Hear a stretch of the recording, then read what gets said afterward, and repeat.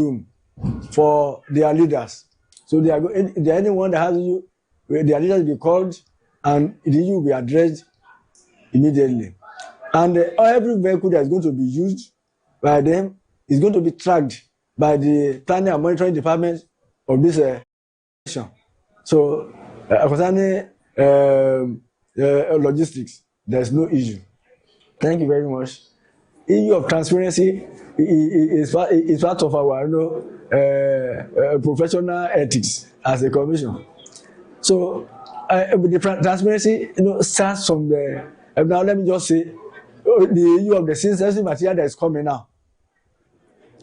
We have told all the political parties participating in this election and even the media organizations that sensitive material is coming today, that they should come. So that they even right from the CBN, they will see how we are disciplining to all the local governments. And they are also told to follow some of them to follow it to the local governments. Because some of the agents, party agents and local government are also waiting. So when they get there, they will see how it is distributed to all the areas. And some of them can follow them to RAC. So they will see how it is back to the unit. So that's how transparent we are.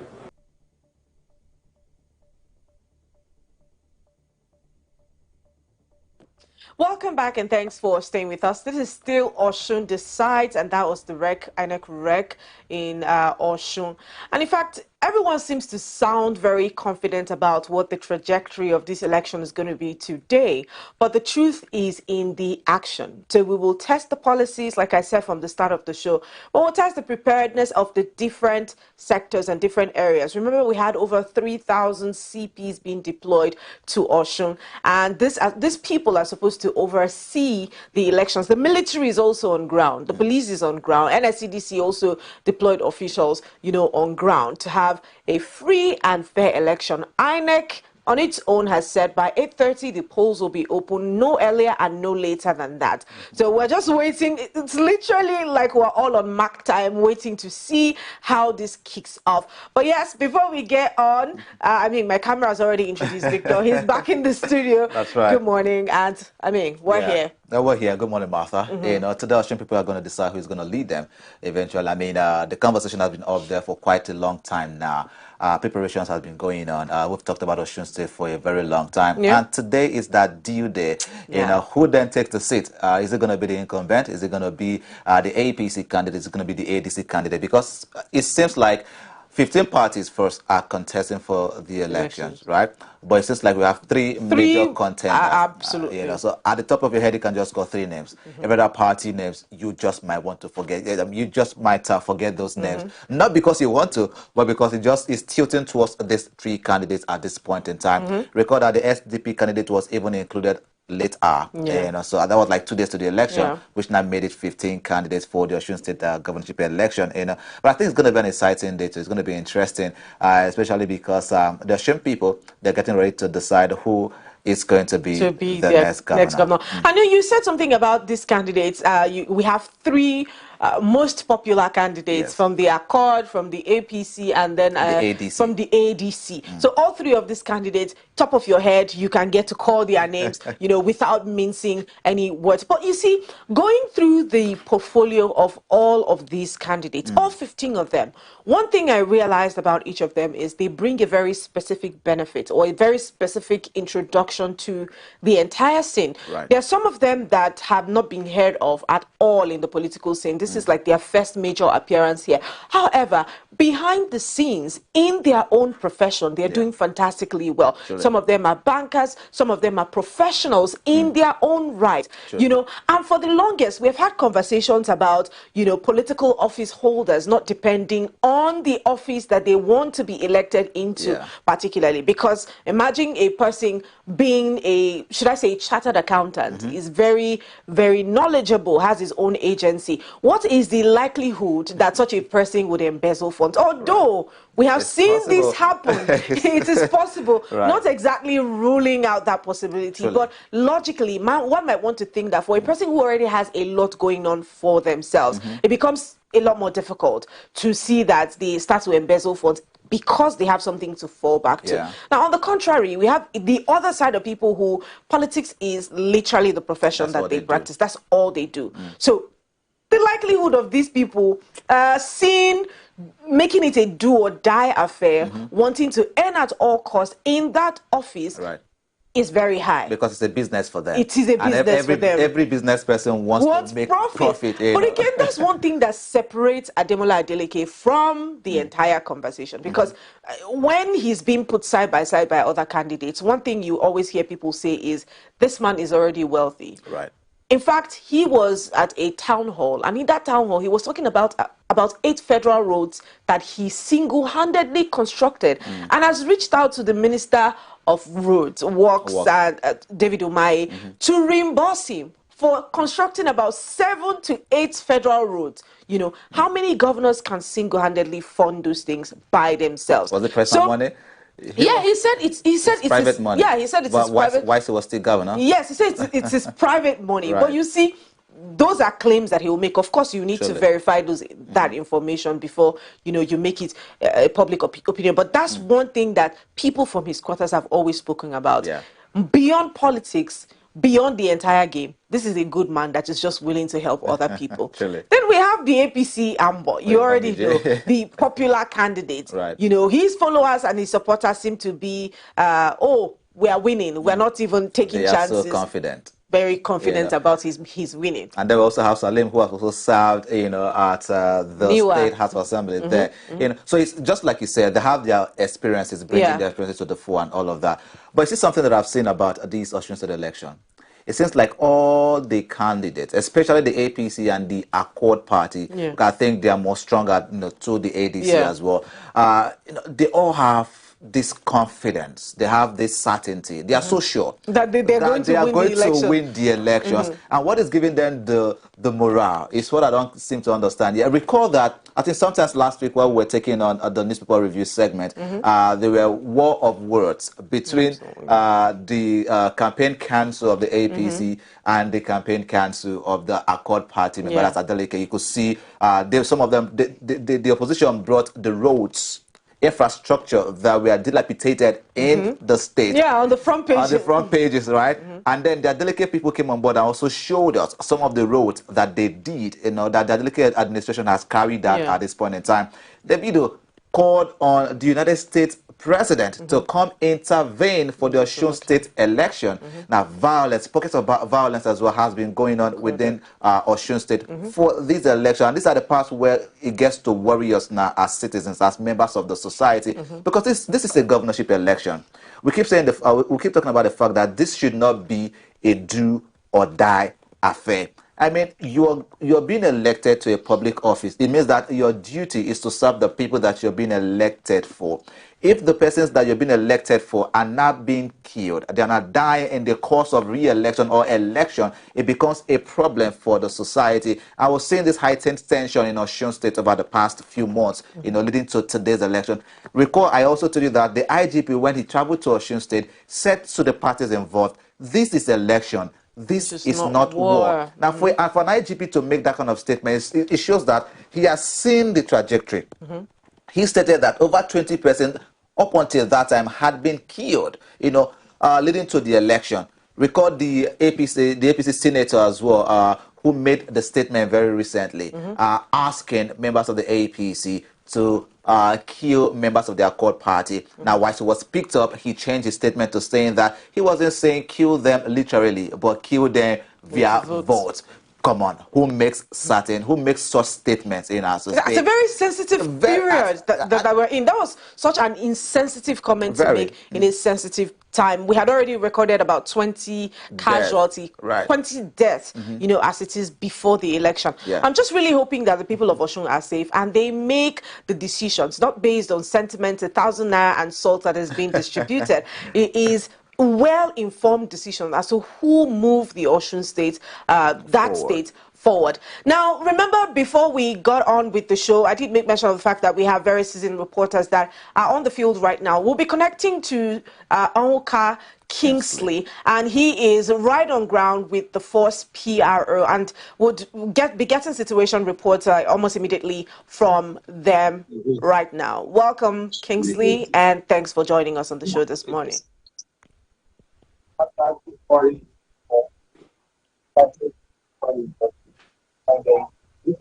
president have been so impressive. So beside me is the first elite spokesperson. So we'll be getting few questions to start. So far so good. What is happening at Jackson? So far so good. First of all, thank you for having me. Thank you for still recognizing the of security and the peaceful state of Osun State. All our health centers are active and voters are beginning to turn out. However, we, as you know, as usual, we're having small little skirmishes, little delays from what we are receiving. We're having a few delays in some few locations, which is being sorted out at the moment. The INEC office is everything is cleared there for now. Then our right centers are being come up.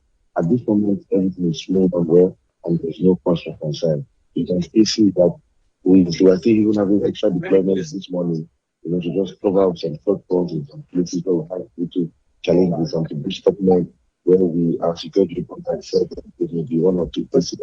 But for now, the area is calm, and I still want to show citizens and individuals of Osun State to come out and excite their franchise. We will be going on several evidence patrols. The DIG will be going out shortly. This patrol, myself, I'm going out immediately. These elections, as well as the AIG elections, will also be going out to several nooks and crannies of the state to assess the situation of things. And we'll be updating you from time to time. Thank you.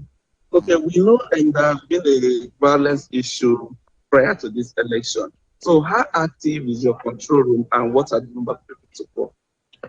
I would roll out the numbers to you, which we had given you. I'll still give you. I don't have it up there at the moment, but I'll roll out numbers to you, which you can share. I'll give you the number of the DIG, number of the CP election, the number of the control room, and also our emergency contact numbers. Permit me to roll it out since we are live on set.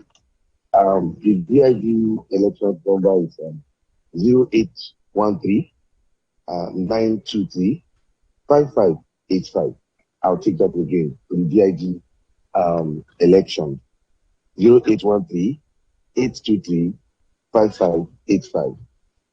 For the CP election can be gotten on 0813 427 7587.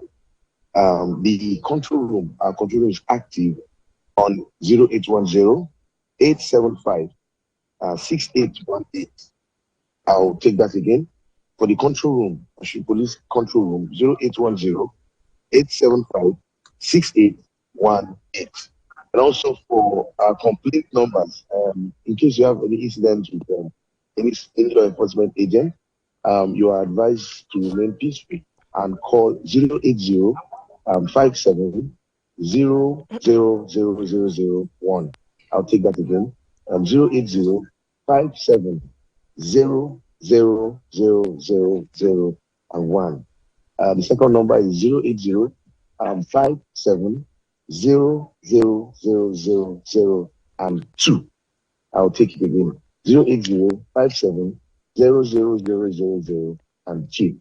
The last number for receiving of complaints of professional misconduct against law enforcement agents, the WhatsApp and SMS number is the same thing but ends with 3. That's 080 57 00003. So thank you very much. And if you see something, say something. The police is active at this time. Thank you. So with the level of security agency, what are your appeal to people in Osun to come at?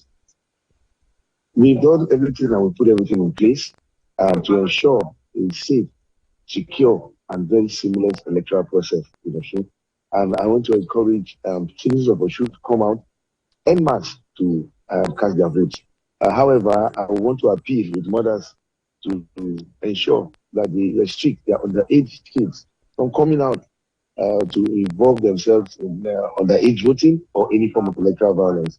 The Nigerian police force will deal decisively with anyone caught involving in electoral malpractices at this time. Thank you. All right, Martha and Victor, I don't know if you have them. And then All right. So, All I want right. you to address that. All right. Kingsley, the Okay. network is kind of breaking, so it's. President of Security President. Oh my God. Hello, Kingsley. So we can see you, Yeah. but I mean, your voice cracks at like interval, so it's almost difficult to make something of what you're saying. Can you please go over it again?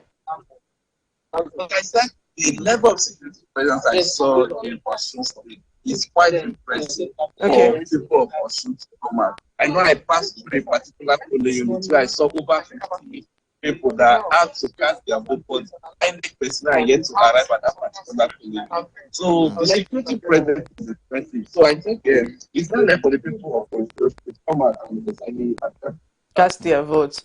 Okay. All right, Kingsley. Apathy is such a big conversation, especially when it comes to elections in Nigeria. And in fact, the last time we had a conversation with you yesterday, you spoke about the fact that you're kind of confident that the people of Osun State would come out to vote. What is that turnout like right now? We're on the clock. It's 8:30 supposed to start. Have you seen citizens come out or people of Osun State come out to cast their votes already? And we know, yes, the issue of voter apathy during the off-cycle election across Nigeria. But in this election, the people are really afraid to participate. Okay. The last election, at least we saw 40%. So I think the issue of the voter apathy is not what they normally experience because they are eager to participate. So now, coming to the state command, like I said, I see a particular over 50 president, but the INEC officials are yet to arrive because yes, INEC said fully open by 8:30 and closed by 2:30. So let's see if INEC will still be having but this is happening before the election. No material expected to leave the RAC center and start heading to the polling. So is after today, we will now know if the 40% is stopping the last election is going to improve. Okay. All right, Kingsley, thank you for your time there with us this morning as well. Thank you for the good job you're doing. We'll keep connecting with you to keep us updated on what is going on within where you are this morning. But let's quickly move on to Godwin Sunday, who is also on standby to speak to us this morning on the situation report in his own area there in Osun State. Godwin, good morning. Yeah, good morning, Victor. Good morning, Martha. Thank you so much for joining us. All right, talk to us. Where are you at the moment and what's the situation report over there? Okay, so I'm right now at Osun State Government Secretariat here in Osun State. We're very close to INEC office. We just left the INEC office right now. And we are here trying to feel the old voting exercise even here in Osun State. It's quite an interesting one. We saw the entire Osun this morning. We saw the entire Osogbo, which is the capital city, this morning.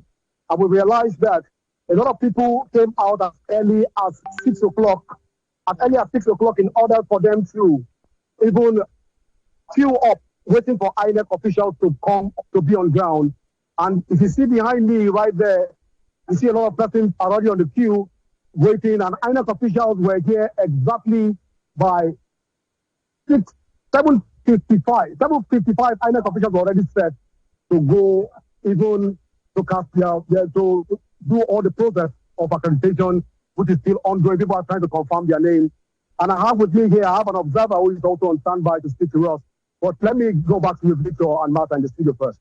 All right. Thank you so much, Godwin, for joining us again. All right, so I have an observer who is on standby to speak with us here, even on the matters on elections right now. His name is Samuel. I know we're talking to us. Good morning, Samuel. Good morning, sir.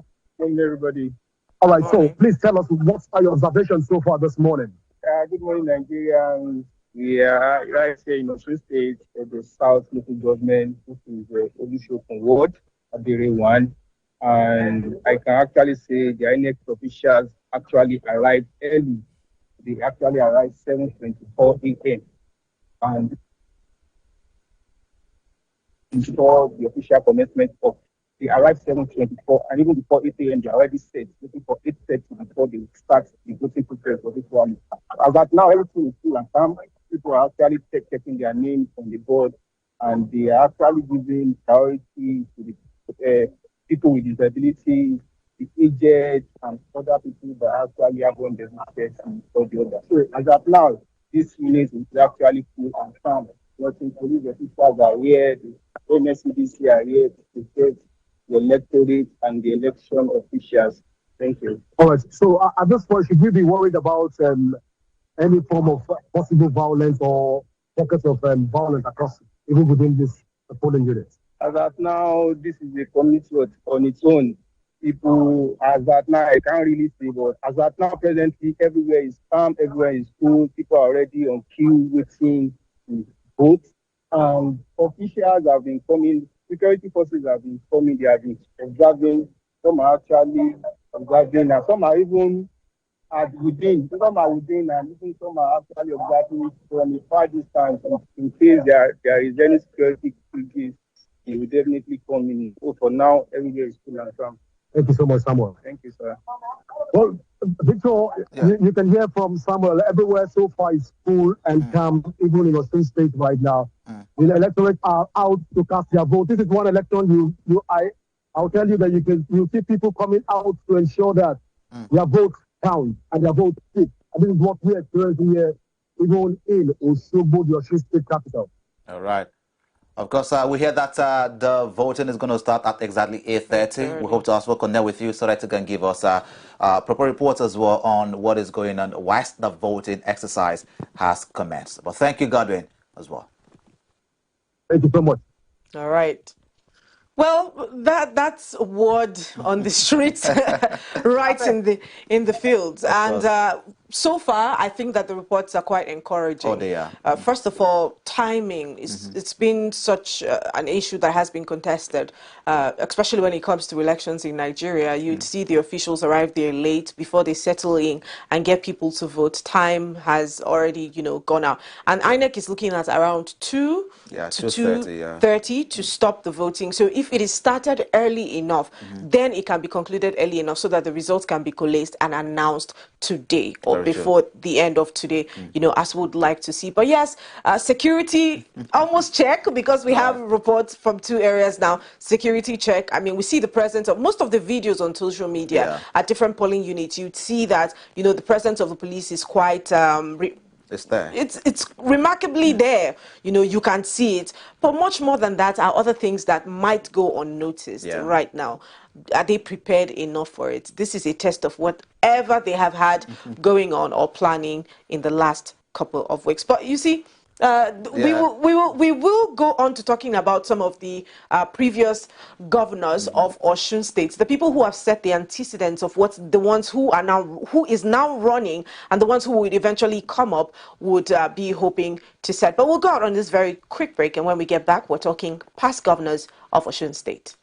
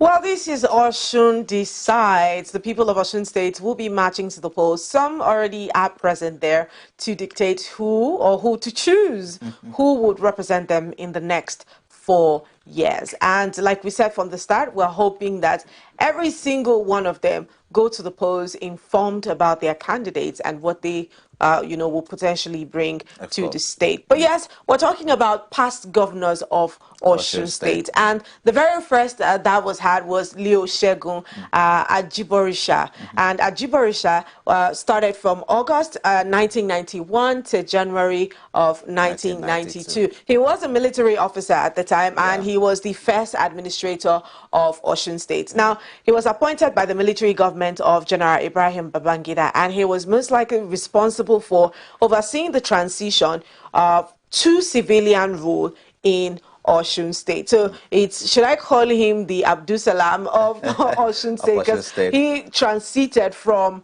the military rule to the civilian rule for the people of Osun State. And we know what the military government is characterized by. These people are just basically about enforcing law and order within the state, which is one thing that Leo Shegun Ajiborisha was responsible for doing from between 1991 to 1992. And now at the civilian rule is where we have what we have. 34 years after, the people of Osun now enjoy, of course, the entire Nigeria, of course, enjoys that democracy. And we're all looking forward to seeing who the next is going to be now for Osun State. But again, we also look at Isiaka Adeleke, who was also there from 1992 up until 1993.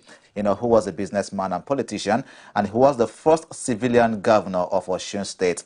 He was elected on the platform of the Social Democratic Party, the SDP, and he was removed from office by the military government of General Sani Abacha in November 1993. So it seemed like it was a short time, for him at the time. But one thing, being a business person, because we had that conversation earlier on. Now you have a business that you do before you get into political office. So what that means is that even when you leave office, right, you can something to fall back to, and that's something that we want to encourage most of our politicians, if not all, to actually look into that area. Don't just make politics a career. Also have a business on the side that grows for you. Once you retire, because you can never be a political office holder forever. I was reading sometime one of those republics, those very small countries, in Europe. The president of that country is actually a photographer. Yes. He does photography. He does his own thing. He's still president of the country. He goes and does. He's not young. He's not young. He goes and does his photography job, and when he's done, he gets back and be president.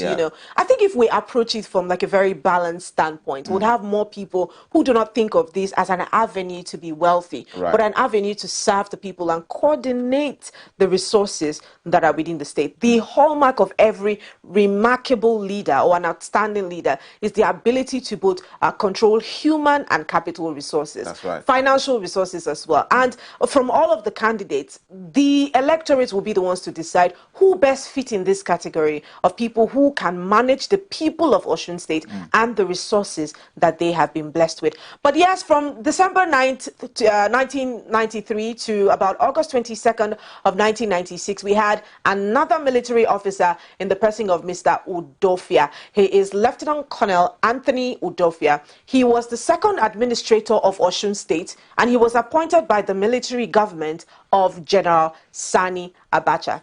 Now, he was responsible for overseeing the transition to civilian rule in Osun State. And then we move on to Anthony Obi. Anthony Obi was between 22nd of August 1996 to August 1998. And he is also a military officer, and he was the third administrator of Osun State. He was appointed by the military government of General Sani Abacha, who was responsible for appointing, most of these administrators at the time. And he was responsible for overseeing the transition to civilian rule in Osun State. I think that's quite a reputation there of responsibilities between two. Most of them, whilst they were in the military rule, recall that the first person, after that we went to the civilian rule, and then he was ousted, brought in by the military rule. So Antonio Udofia now became the next person that took over that did that transition, the civilian role. You know. There's also Theophilus Bamboye, you know, August 1998 to May 1st, 1999. Now, after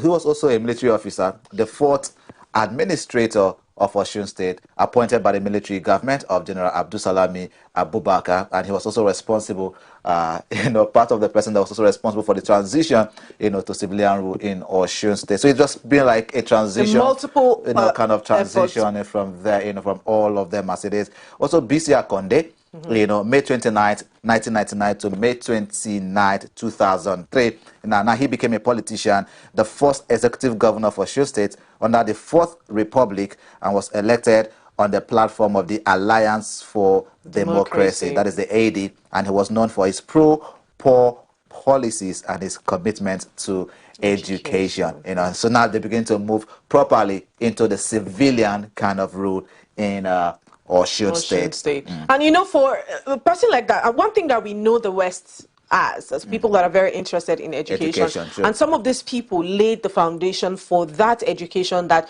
the West have now carried on to, you know, it's now a thing that you can most likely say, if it's from the West, you'd know that they'll be very educated. You'd see professors from 25 or even earlier than that, you know, so he was one of the foundations of the educational precedents that we see for Osun State and basically the West. But let's move to Olagunsoye Oyinlola. Olagunsoye Oyinlola was from May 29th, 2003 to November 26th of 2010. He is not just a politician, he is a lawyer and then a politician. He was the second executive governor of Osun State under the Fourth Republic. He was elected on the platform of the People's Democratic Party, and this was a time where PDP still had quite a remarkable stake in Nigerian politics. Now, he was known for his infrastructural development and his commitment to agriculture. Now, these people have various things that they bring to the table.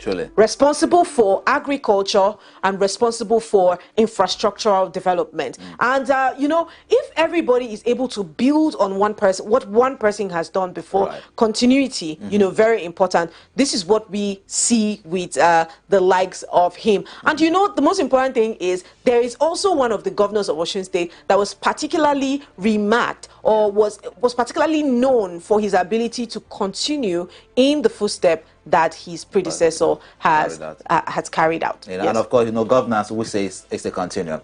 That is the standard of it. You know, no matter the party you come from, you should be able to continue some of the good infrastructural development or good policies that the previous administration has put in place and continue from there. But of course, in this part of the world, we'll rarely see that continuity in our governance, right? But let's move to one of the most popular governors from Osun State, that is Ogbeni Rauf or Arebeshola, who became governor in Osun State from November 26, 2010 to November 26, 2018.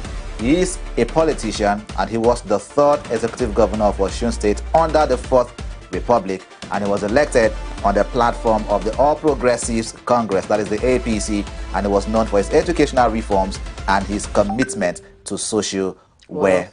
I mean, like we said, he's one of the most famous governors, you know, from Osun State, you know, as we speak. Before he became the minister, you know, and his very famous picture of his hands up in the air whenever he's declaring a public holiday. But yes, we have Gboyega Oyetola from November 26, 2018 to November 27th of 2022. He is also a politician, and he was the fourth executive governor of Osun State under the Fourth Republic.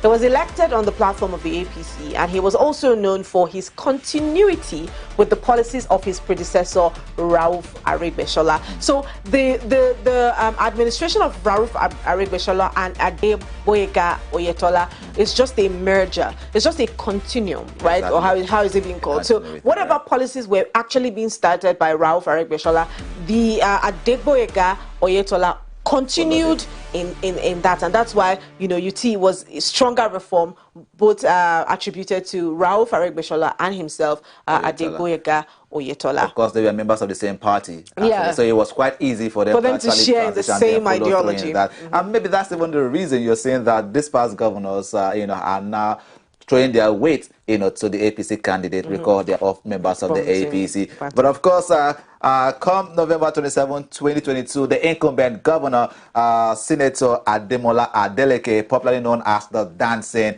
Governor, he came into leadership on the platform of the People's Democratic Party, and of course, he has now defected to the Accord Party, seeking a re-election today. Is he going to be re-elected to continue with this trajectory, or we're going to be having a different person entirely come on board? Because he came in from under the PDP. Now he is a member of the Accord Party. Is this going to be the first time an Accord Party member will be governor, in Osun State? We're going to find out after today.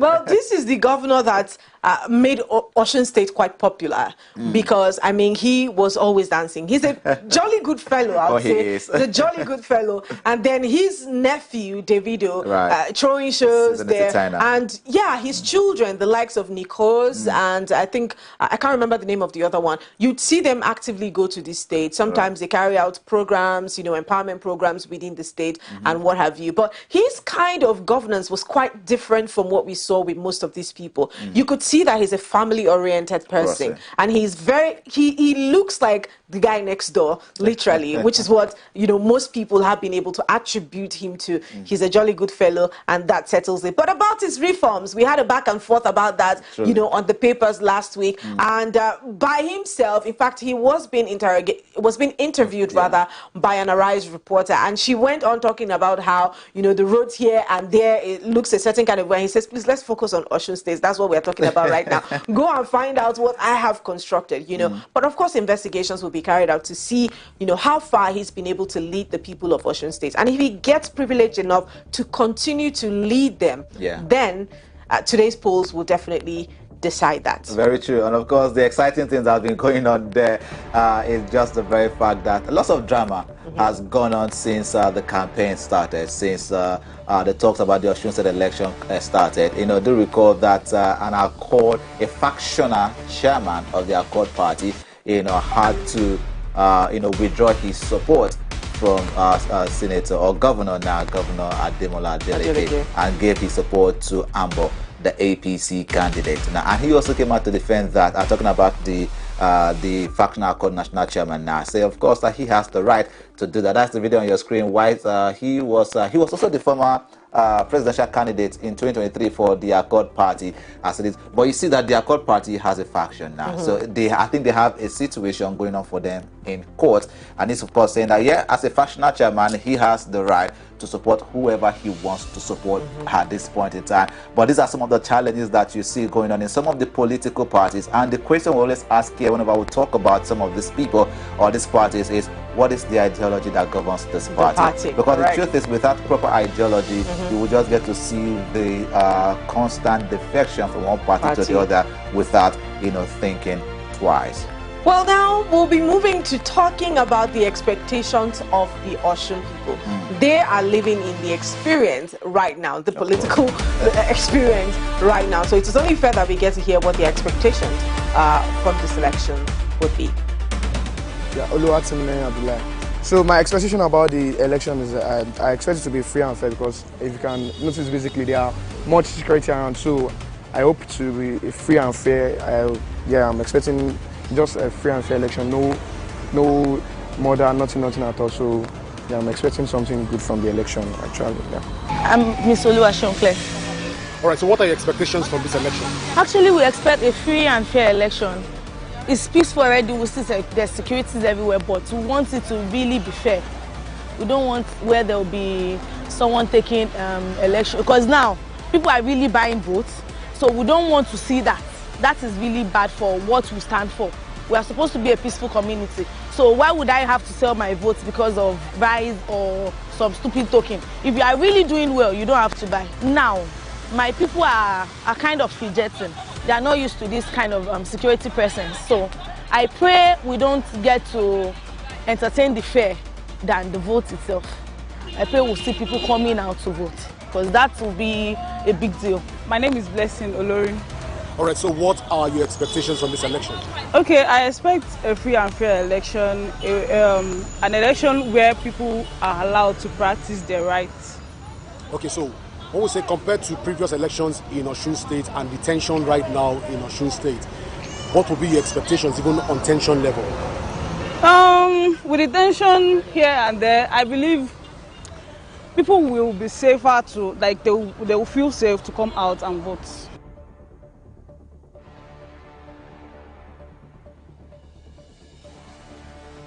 All right, for the people of Osun State, enough security present guarantees the trust of people being built and the encouragement to come out to vote.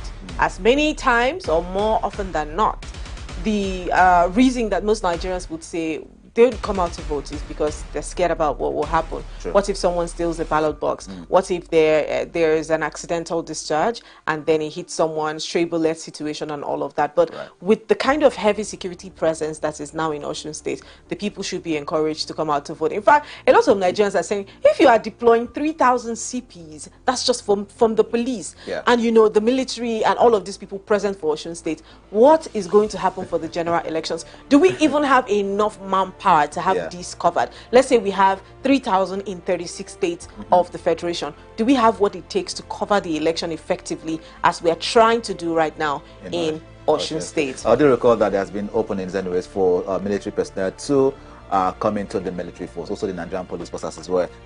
I recall the divisions that were also created very recently by the president. At about 4 divisions now created by the president to expand the operation of the military as it is. But the concern there, the worry is that, I mean, just for one state, the heavy security presence is alarming, right? It is concerning. There is a fear there. But I also do commend the Nigerian police force and, of course, the military and every other security apparatus agencies, for being there. Because the truth is, we've heard about the violent attacks in Osun State. We've seen videos and pictures of some of these incidents going on in Osun State. It is only fair that there is a heavy security presence there. But another concern that we have is that in the past, Martha, we've got to see these individuals, the Nigerian police force or the military that we are being assigned to actually guard and protect the lives of voters, also protect the ballot boxes, now become the people who snatches these things, or people who put on the Nigerian uniform, the Nigerian police uniforms, have been alleged to be the ones that snatch the ballot boxes on election day. We hope that we're not going to see something like that happen in Osun State governorship election. We want to be able to see that, those that were deployed there to take care of the people, those that were deployed there rather to maintain law and order, are not the ones forwarding the law and are not the ones actually doing things against the law at this point in time. And these are some of the concerns that we hope can actually be, be taken care of as the election, proceeds in Osun State, basically. Yeah. Well, it's quite high spirits in Osun State this morning. And yes, we have hit 8:30. In fact, it's 8:38, which means that the people are supposed to be able to start casting their votes. We will shortly also connect to people on the field just so we see how that exercise is being carried out. However, let's talk about something that is super important and has bedeviled elections in Nigeria for a very long time. In fact, I remember us having a conversation with Mr. Wilfred Ifoga, who is the public relations officer Deputy Public Relations Officer for INEC. And he made mention of the fact that vote buying is something that has existed for a very long time. And it's not something that will, fizzle out almost immediately. For Ekiti State, because we used that as a case study while we were speaking about preparations for Osun State. And the conversation that was had was about how these people that engage in vote buying have now found more creative ways to engage in the act. So it's like the agencies that are responsible for bringing these people to law are not as proactive as the people in devising ways in which they can engage in vote buying. For Ekiti State, we saw allegations of the fact that slips were being handed over to the electorate, was given to them, and after which they would go back to where it was handed them to claim, as you see, to claim, their reward. Claim their rewards. I think it was about 10,000 naira for Ekiti State to claim their rewards for voting a certain political party. And now for Osun State, we have seen what I call the videos of kind gestures, in quotes, you know, being displayed all over social media. Tickets, Gary being handed over to people, packs of salt, cups being... It is very ridiculous. Now, some of these people might come out to claim and say, you know, this has nothing to do with the political season. It's the same thing with Ademola Adeleke. Remember, he all of a sudden started to give stipends to, I think it was workers within his state. Yes. I think 20,000 naira extra to their salaries. Now, the question is, why did we have to wait for the election season to get close before we start to display to the people that we care about them? Yeah, we're kind to them. We are kind to them all of a sudden. You know, I think kindness has now become synonymous to elections, you know, in this part of the world. And that's where you can see a candidate now carry corn on the head and want to sell, want to park on the road. I think that has reduced. I think that has even reduced. Yeah, it has reduced drastically, yes, you know. It has. You know, but again, you see these things happen over and over. Martha, look at the quantity of the Gary that is being shared. And that's the quantity. And I see the age range of the people that are taking it. So let's imagine that these people have 4 kids at home and maybe even grandchildren that stays with them. That one pack, you know, that is just a palm fit of Gary. That's what you're giving to these individuals, right? With 1,000 naira going around for them. Now, of course, allegation says that these are inducement, you know, so that you can support a certain political. In fact, the APC there was shown on that particular video, and you can see on the cap of the members there is Amber that you see written there. So that inducement is what is being alleged to be seen on that particular screen, right? As vote buying and all of that, or basically try to induce the persons, giving them these gifts. Come the election day, you have to vote for the APC. And these are not the things that we need to see happening in our electoral process. Do your campaign.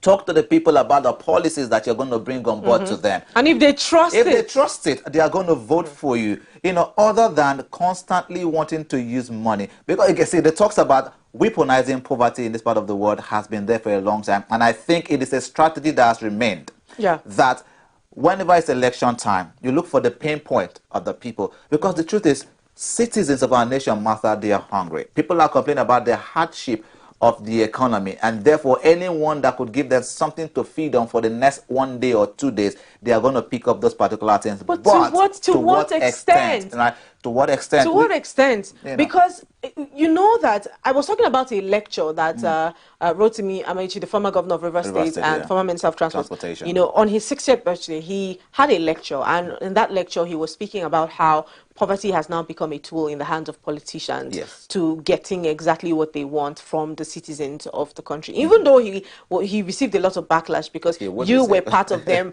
you know, at some point. Why is that conversation coming up right now? But there's some level of truth in that conversation where people are allowed to stay in a certain economic state, and because they are there, they cannot see beyond what they are experiencing now. So the future looks like a far-away discussion for a person who can barely afford a meal, let alone 2 to 3 square meals. You know, so a conversation of the future, vote your future, sounds like a cliche to a person like that. So the person who hands them over what they can eat now, what they can help to pacify their children from, you know, stop crying, that looks like the obvious choice. And I can give you another example. Gbadebo Rods Viva was also on an interview on a podcast, and he was talking about how he, as an intending local government chairman of a state, was fumigating the wards, was trying to make it more conducive for these people to live in, trying to build boreholes to better the living conditions of these people. But they were demanding money still, regardless of the fact that he was doing all of that. It didn't look like anything to them at all because he hadn't handed them money. And according to him, something broke in him that day. And I was like, but this is the reality of a lot of Nigerians. This is the reality of a lot of Nigerians. Not many people are privileged to look behind. Some people literally look over their shoulders every day, trying to find out what's the most possible way to survive. And if that looks like a politician handing them temporary relief, then they will take it. So the conversation about solving the problem of vote buying, I think it comes from alleviating the poverty of Nigerians, especially the young population. We constitute about 70% of the population of the country. So if about about 70% of these people are poor. Yeah. Because how many young people are actually wealthy? Yeah, no. You But know? again, Martha, once we agree to this, there are certain responsibilities that we as individuals also need to carry out. Okay. Because the truth is, whether we like it or not, whatever decision we make now is still going to affect our future and going to affect the next generation to come. There was a time where we were just little kids and we depended on our parents to make the right choices, especially when it comes to choosing our next leaders. Now we are voting age, right? Now we can as well go out there and cast our votes as much as possible. Why we blame the politicians? The people also have their own certain situations, issues that they go on with. Now it has now become like there's a system that governs the entire nation, right? That handout must be there. Yeah. You just imagine a person going to a society, a community, using his personal money and say, let me do this road for us. You guys. Because we're all going to apply this road. And you're saying to the person, no, you no go fit do this road using our local balance because you see the tax on the road. You can't walk on this road until you settle members of the community. And you ask the question, what am I settling you for exactly? I am coming here because maybe I have a business within the area. And of course, members of the society also have been employed in that particular area. And I'm trying to make sure that the road is good. I'm trying to bring in power supply using the gas turbine, And people in the society are saying, for this thing to happen, Oga, give us money. You want to build a school or rehabilitate a school, right? They're saying to you, Oga, give us money. You want to build a hospital in a community that you're a part of so that the situation of healthcare can be solved. And you're saying for that hospital to be built, Oga, give us money. For what exactly? People in the society needs to understand that they have their role to play. We can't always blame the government. Yes, they have a share of their blame to take, but we also need to look within ourselves and then get to understand that if we don't play our role, we can never go forward, because any society that thrives, doesn't depend totally on the government to do that. And again, another problem that we have is these individuals that are taking this money from the politicians with tomorrow want to become politicians. And then they will do exact same thing that these politicians are doing because it has now become a pattern for them. Well, so that's the problem. The minority who think that they don't have a voice and they constitute, the middle class of the society, remain in the middle class for a very long time. So they are not interested in political activities. No. They are not interested in knowing how people are being elected. They are not interested in anything whatsoever. All they need is money to survive. Right. So that's why you see a constant recycling of the same kind of people with the same kind of ideology within a system, because the people who claim to be agents of this change do not go to the forefront to play the part that they think or they claim they can play. Now, voting has started as we now hear for Osun State. We'll go out on a very quick break and we'll keep up. We'll be right back to keep tabs with what it looks like this morning. Please stay with us.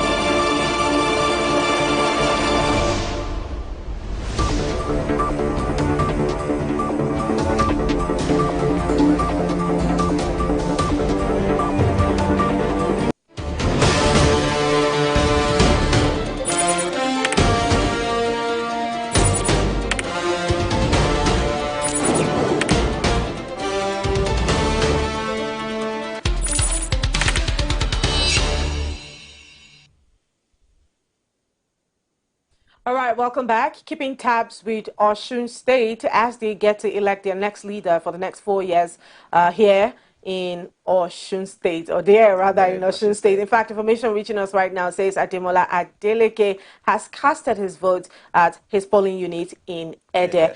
Now, we will be doing a quick analysis of all of the candidates that we have for this election today. Remember, we said about 15 of them.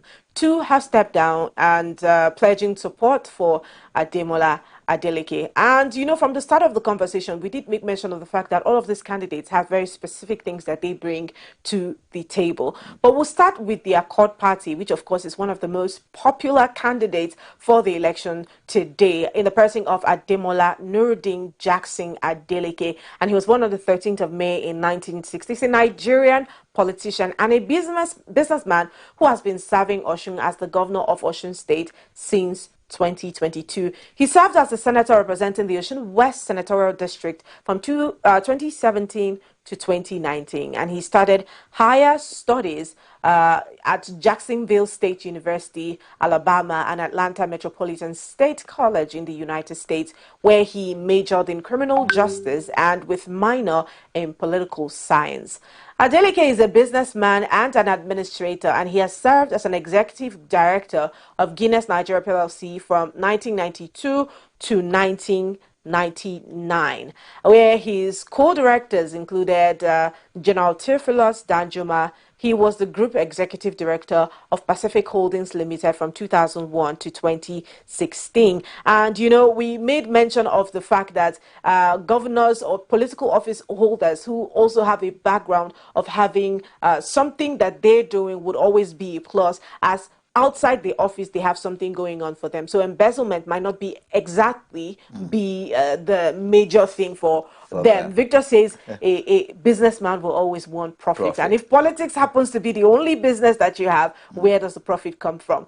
But yes, prior to joining Pacific Holdings Limited, Ademola has worked with Quicksilver Courier Company in Atlanta, Georgia, US, as a service contractor in 1985 to 1989, and he progressed to Origin International LLC at Atlanta, Georgia, USA, a flavor and fragrance manufacturing company as vice president from 1990 to 1994. So we dare say that Ademola Adeleke is one that has quite a robust background, especially when it comes to businesses and handling companies. So yes, has he handled Osun State properly in the last 4 years? The people of Osun are in the best position to decide that. And if he gets to emerge as the governor today, then we have our answer regarding that. Very true. And of course, he's had the international exposure as well, from his school days to some of the places he has worked in, being in Atlanta, Georgia, in the US as well. But of course, those international experiences is one of the things that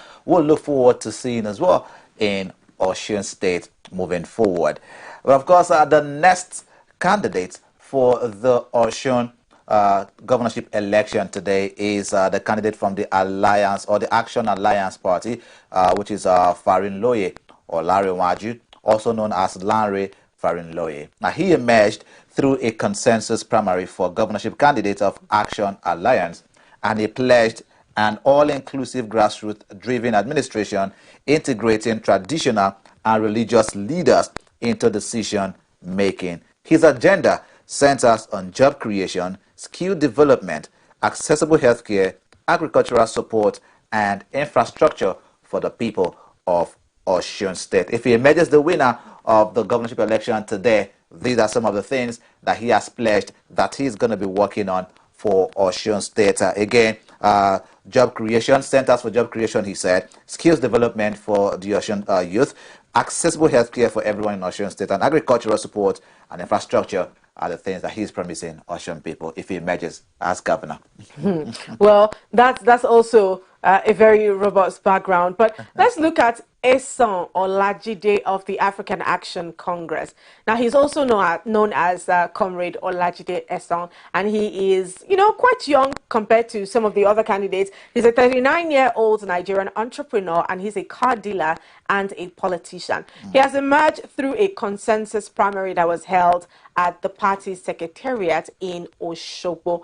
And according to him, because of course these people come with very broad Promises and plans that they have for the state, but we will test that in implementation. Exactly. But he plans to generate an estimated 5 billion naira in annual mining revenue for Osun State to reduce reliance on federal allocations, proposed a dedicated investment account for, every child born in the state running until age 18 to support higher education or business startup capital, proposed allocating a defined percentage of local government revenue directly to traditional rulers to bolster community development while also keeping them out of partisan politics. You can tell that this person maybe has, a kind of foreign background, especially when it comes to maybe education and in the way that things are being done, for him, because this is something that is being done in other developed countries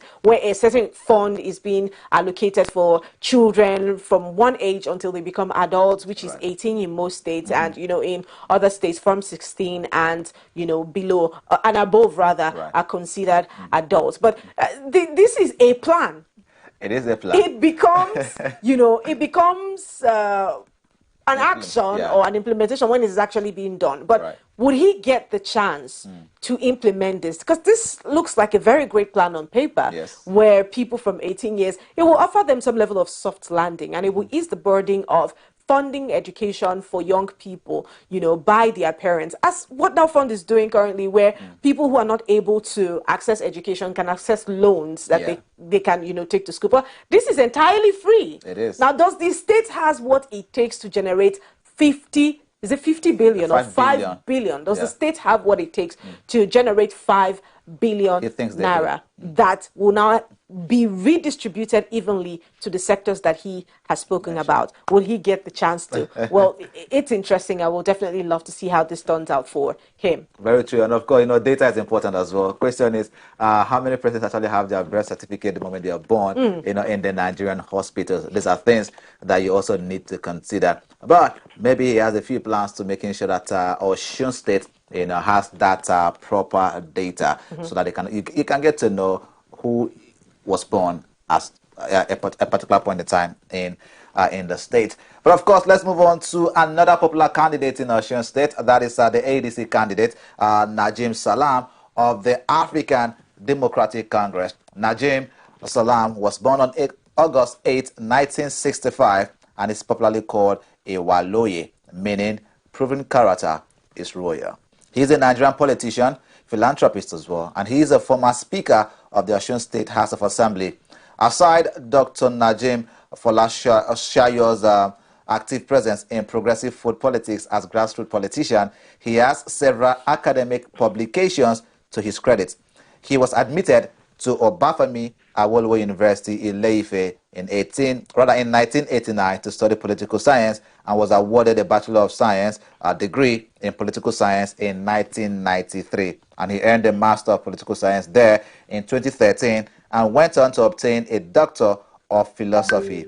Salam attended leadership and capacity building courses in the United Kingdom, the United States, United Arab Emirates, and Brazil. And he is the governorship candidate of the African Democratic Congress. He has a wealth of experience when it comes to politics, having served as a Speaker of the Osun State House of Assembly. One would say that he has working knowledge of the politics that goes on within Osun State. Well, interestingly so. For Najim, let's see what today's election holds for him, because like you said, he's one of the most popular candidates for this election today. But let's talk about Adiagbo Okpawoye of the African Democratic Party. This is the only female candidate for the Osun State election. Adiagbo Okpawoye Yemisi is the only female candidate, like I said, in the 14 candidates race and running mates, Deputy Atanda Eniola Babatunde. Now, she's a retired school principal and an indigene of Osogbo, Osun State. She's pushing for greater inclusivity and increased political participation for women in Nigerian governance. And I remember us literally having a conversation about her before the elections, where, you know, people went on to try to do a background check on who she is, who she was, what she's currently doing, and what led her to the point where she felt that, you know what, I want to be a part of the political race or the gubernatorial race for Osun State. And one thing that you remarkably said, and the research team remarkably said, was the fact that there was little to no information about her online. And, you know, of course, we argued that out literally, and the major argument was basically, is that the political presence, or no, the social media presence of a candidate, does it exactly give them a pass as to whether they are befitting candidates, or they have the criteria or what it takes to run a state, or they do not? We had that conversation from different perspectives. So, and I said, being active on social media sometimes does not exactly determine the capacity of a person. And I use LinkedIn as an example. Now, those people, profiles over there, look very flashy. They look like people that have years of experience. And sometimes when you have a personal interaction with them, you come to find that they have more of their credits being put in writing, but little to nothing in skills and the deployment of that credits that they have given to themselves on social media. However, it is important that people interface with you as an individual, just so they know whether you have what it takes to run a state or not. And for Okpawoye, as it is right now, we have little information as to whether she is befitting, because we don't know what she has done before. She's a principal and a school teacher. Some level of coordination from that takes a lot to handle teenagers and what have you. However, is she a very befitting representative for the inclusivity that she's trying to preach regarding women in the political space? And that's what we'll take it off from. You know, you cannot vote for a person without knowing the person. And one way for it to be known is for you to put yourself out there, especially because you want to occupy a government or a political public office as it is. So people need to know you, right? People need to understand your antecedent. People need to see where you're coming from. As a matter of fact, it was a struggle for our research team to even get a picture of her. You know, that was how scarce that she was on the social space. Media. You know? So they are there, and of course, just like you said, she's trying to push for inclusivity, you know, for women to participate in politics. Come on, if you're going to do that, then you have to be voraciously out there. You have to be intentionally out there. So when the name is mentioned, people can as well attribute that name to that woman who is building this solid face, you know, for women inclusivity in governance, especially in Osun State, you know, because that's one of the things that we expected to see from her, but we didn't get to see that so much. But of course, today as well, the people of Osun are going to decide if she is also a credible fit to occupy that position. Is she going to be the first female governor in Osun State? Maybe, or maybe not. But let's move on to another popular candidate as well for today's election. That is Bola Oyebamiji of the All Progressives Congress. Now, Bola Oyebamiji is a politician and banker, serving as the managing director and CEO of the National Inland Waterways Authority. Previously, he was the commissioner for finance in Osun State during the administrations of former Governor Rauf Aribeshola and Gboyega Oyetola. Now, before his tenure as commissioner, Oyebamiji was the managing director, CEO of Omoluabi Holdings Limited. And in 2023, he served as special advisor to Gboyega Oyetola, the pioneer minister of marine and blue economy, before his appointment as CEO of the National Inland Waterways Authority. Bola Oyebamiji was born in Irewole, a local government area in Ikire, and in Osun State, Nigeria. And he earned his ordinary national diploma and higher national diploma in banking and finance from the Polytechnic Ibadan, Oyo State. And he is a fellow of the Chartered Institute of Bankers. And he later obtained master's degree in public administration from Lagos State University in 1997 and another master's degree in business administration from the University of Ado-Ekiti in 2004. Focused on prosperity agenda, emphasizing fiscal discipline, rural and statewide infrastructural equity, agricultural revitalization, and the revival of economic assets like the Dagbolo Dry Port. These are the promises that Bola Oyebamiji, popularly known as Ambo, is promising the people of Osun State as well. Is it going to emerge today? We're going to find out after the election as well. Well, you can see that he served under the administration of Two governors. two governors, Rauf Aregbesola and Oyetola, and you would see that his principles, as we did the analysis downward, is a combination of what Oyetola represented during his time in office and Rauf Aregbesola also represented. I know that Oyetola was about infrastructural development and agriculture, same as Rauf Aregbesola, because again, Oyetola was following the antecedents of Aregbesola. You know, so well, we're very hopeful to see what Ambo will bring if he eventually emerges. He looks like one of the strongest candidates in today's election, because there have been lots of controversies around him. First, with the videos that were circulating all over social media, with 1,000 naira being distributed, Gary and what have you also being distributed to people. Then two, his campaign team speaking about killing Accord, and then moving to change that, speaking about killing them with votes actually. So there's a lot of controversy around him, as he has oftentimes, or his party has oftentimes been accused of thuggish behavior, you know, during their campaigns, and you know, we hope that does not translate or does not find itself into today's election.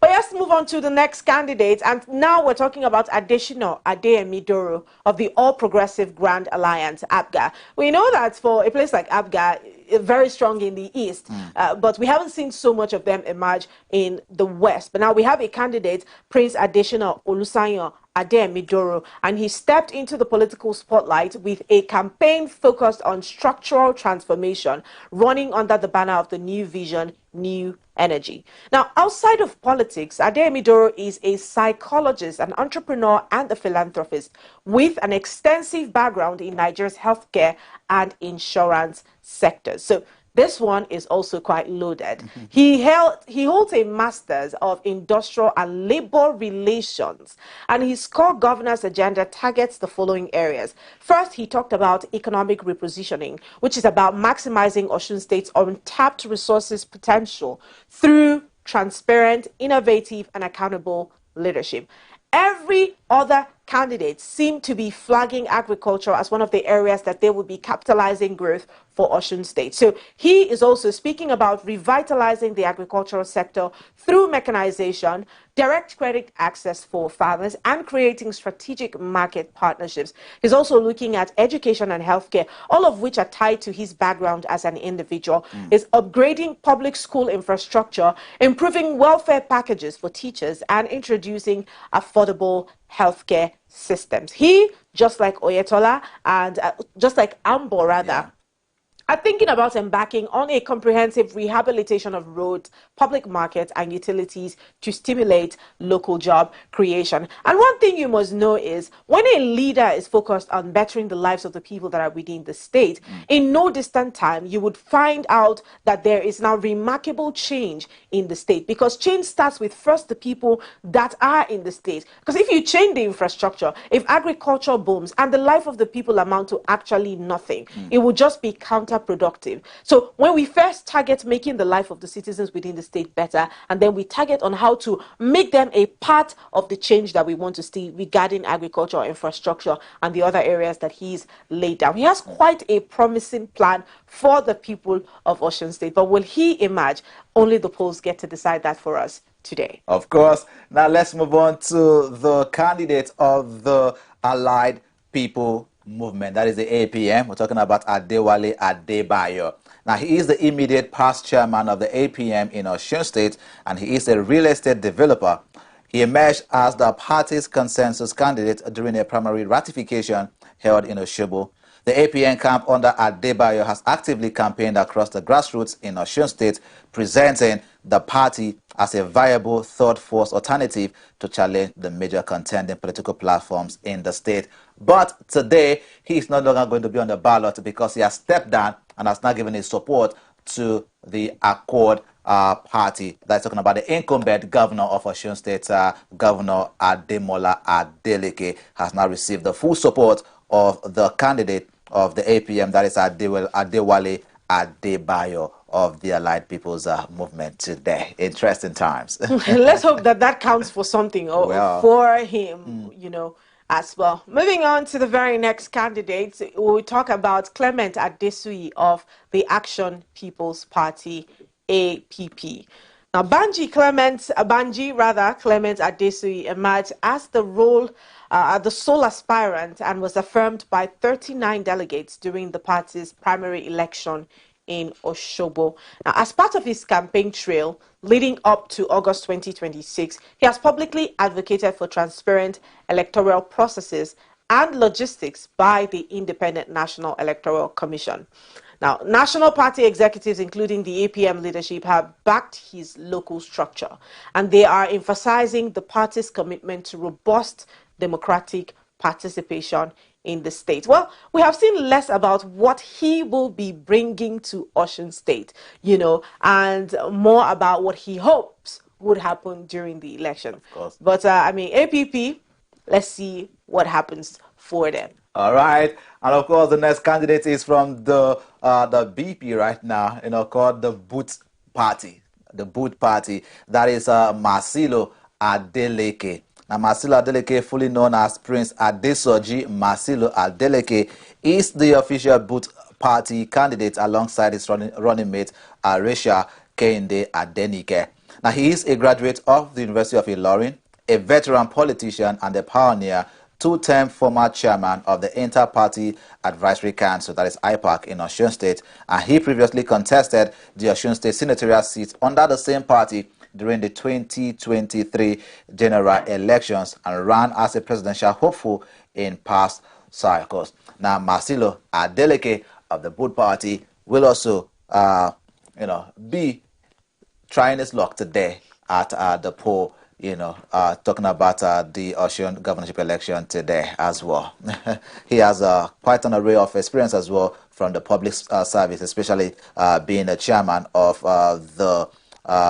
IPAC, for like 2 times in Osun State. Yeah. All right. Now, next we have Taufik Adeleke of the New Nigeria People's Party, and his campaign slogan is "Education for All." That is what Taufik's profile speaks about, and he emphasizes that education is the primary tool to unlock societal opportunities, and the core pillars of his administration is education, healthcare, security, and infrastructure, prioritizing professional recruitment in retention of state-trained medical personnel via competitive wages. This one now knows the pain points of Nigerians. One of the pain points is in the health sector, right, where we have a mass exodus of our doctors from Nigeria to other parts of the world. And according to statistics, about 50% of the healthcare workforce in Europe constitutes of blacks, majorly Nigerians. True. So if 50% of our doctors leave Nigeria and go to Europe, how many more do we have here in Nigeria? And that is why you see that the patient to doctor to patient ratio here in Nigeria is unhealthy, way above what the WHO has recommended for, way below what is way above, because they said a doctor to about 600 patients, and a doctor is attending to over that number. So it is way above what the WHO has pointed out as the number that a doctor should, a standard number that a doctor, number of patients rather, that a doctor should pay attention to here in Nigeria. So yes, he understands that point, and he's talking about bringing competitive wages to the table for these healthcare workers, just so he sustained them within the state, and tackling youth unemployment through localized private sector investment. Next strategy for Taufik is also grassroots. He says he will leverage the visibility of the Kwankwasia movement across local government areas in Osun State to engage directly with the electorate, Gen Zs and non-partisan voters. You know that kind of person, most likely can be in a relationship with that knows the right words to say.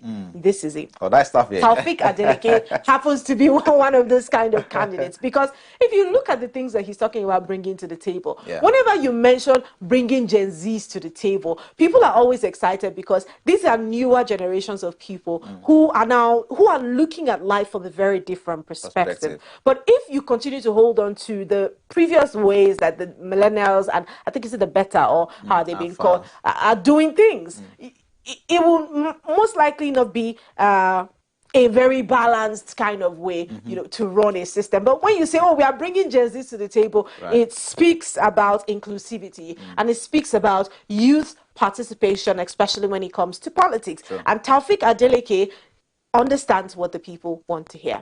And that's why he is going to include, you know, young people, and this would be his strategy for ruling the people of Osun State. That is if he emerges as the governor. But we heard that we have Kingsley Walker on the field right now, and voting has started as well. Kingsley, how are you doing over there? Hi, Kingsley. You can see. Good morning. Martha, Victor, can you hear me? Oh, yes, we can hear you. And your video is a lot better over here. So I'm saying, well, you can see the amount of people that is being here. So the residents, they are really hard to exercise their franchise. But I'm still in Osogbo. I'm in Osogbo right now. And with what we are seeing so far, I don't know if I can pan my camera around.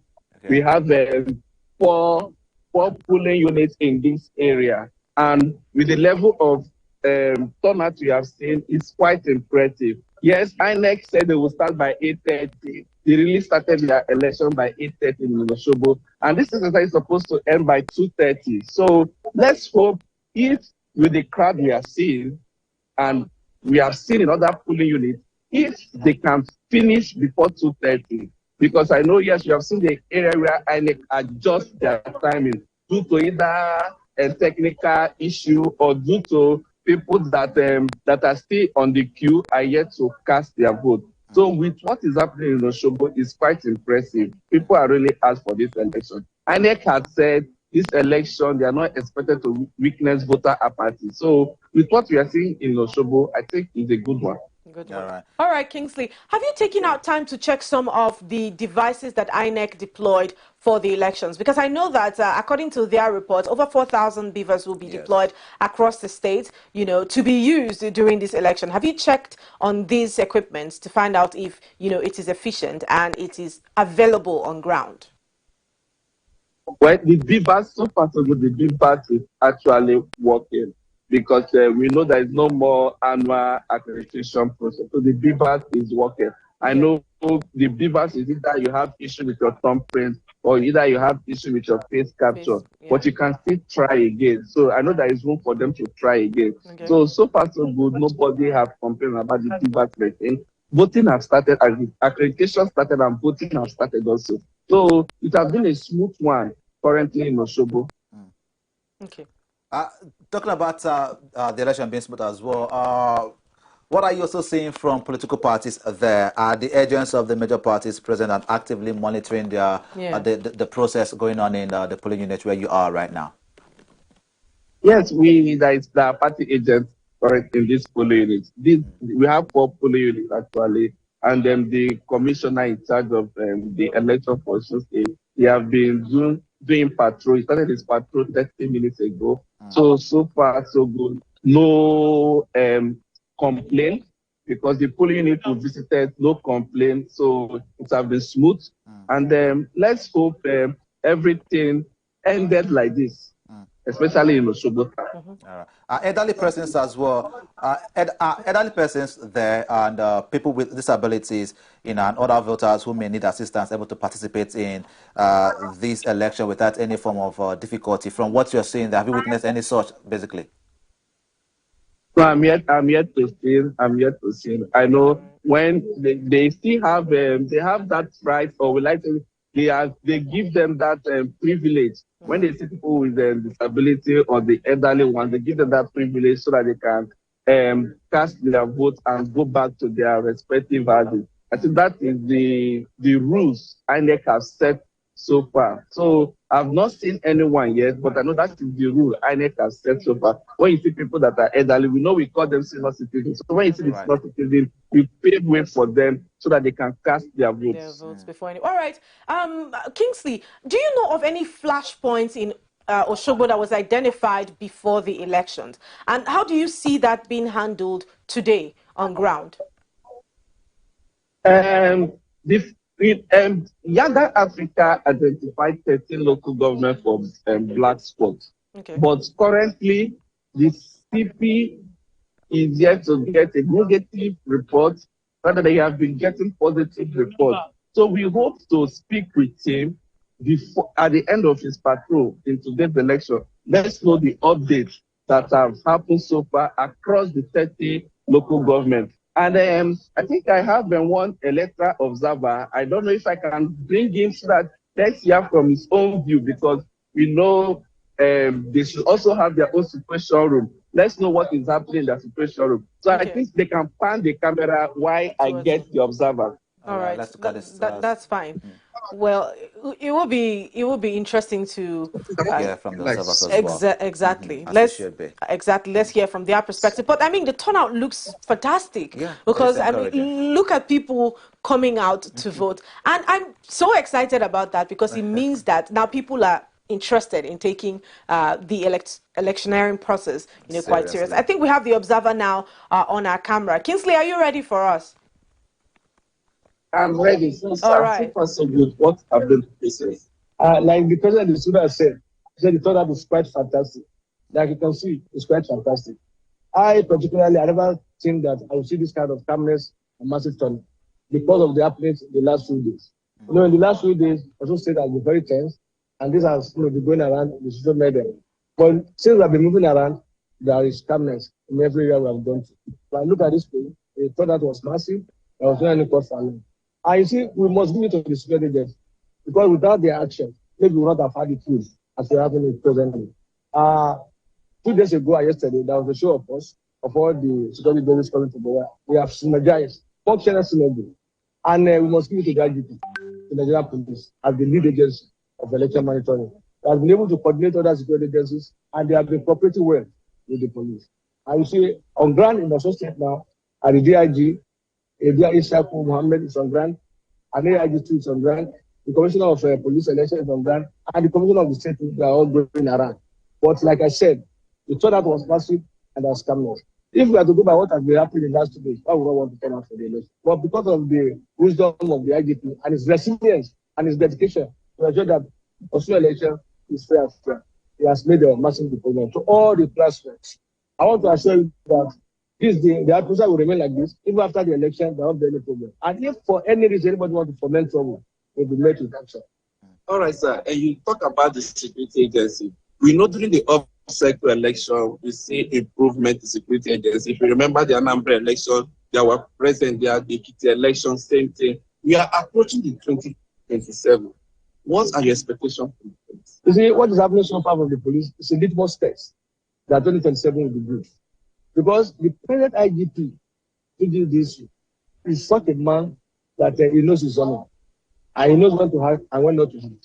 And that is why, like I said, in the last 3 weeks, he has made a massive deployment of his intelligence officer to go around the north and kind of the state to gather intelligence so as to be able to identify black spots. So if these are happening now, and we're having it out here now, definitely 2027 will be better because they will have improved upon the activities like we are seeing now. The IGP and other security agencies are quite trying. And like I said, this is going to be a litmus test. And after this election, we will still take stock and see where we need to improve upon. Definitely 2027 will go for security work. Because you see, Nigeria is a good country. It is just that the politicians, the contestants, are the ones making things difficult. But if they see Nigeria as a political project, and they see Nigeria as belonging to you and me, election should not be a war. It's a contest that possibly the winner, and it's not going to be, the election should not be a case of the winner take all.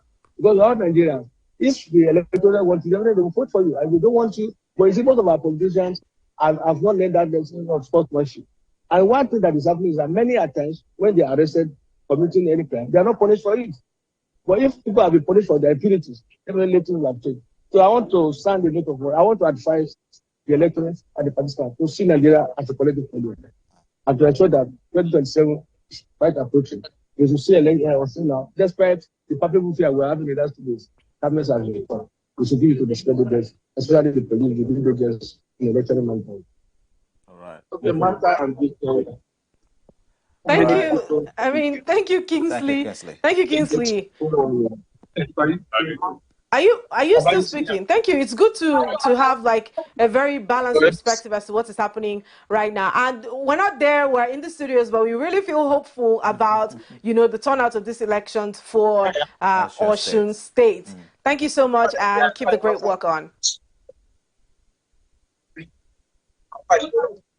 Okay, so we've seen certain commendation, of course, from the field as well. Kingsley has given his commendation. The INEC, the observer, the election observer that is also there has also given commendation. Of course, it just seems like there's been thumbs up, right?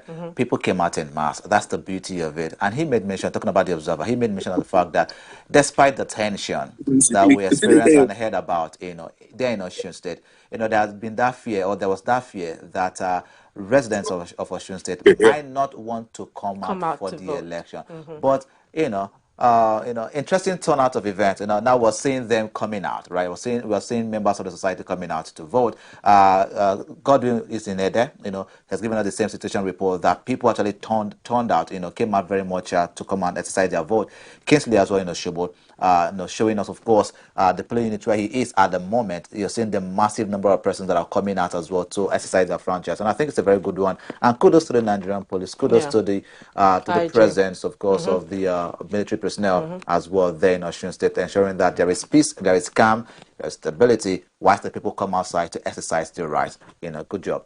Now I can say that it was quite a strategic move for the IG to deploy the number of CPs, that was deployed to Osun State. That kind of built the confidence of the people within the state to come out to vote, because now security is not your problem. So we don't want to have a situation of apathy. So come out to vote. We have provided you with security. I'm really hoping that this has like a very good turnout, especially because, just like our observer said, this is a litmus test for what 2027 elections are going to look like. Now, INEC has said that they've deployed, in fact, during our conversations with Mr. Wilfred, he spoke about using either thumbprint or facial recognition. So one is definitely going to need to work at this point in time. But yes, this is Osun Decides, and we've been bringing you live reports regarding, the turnout of events in Osun State.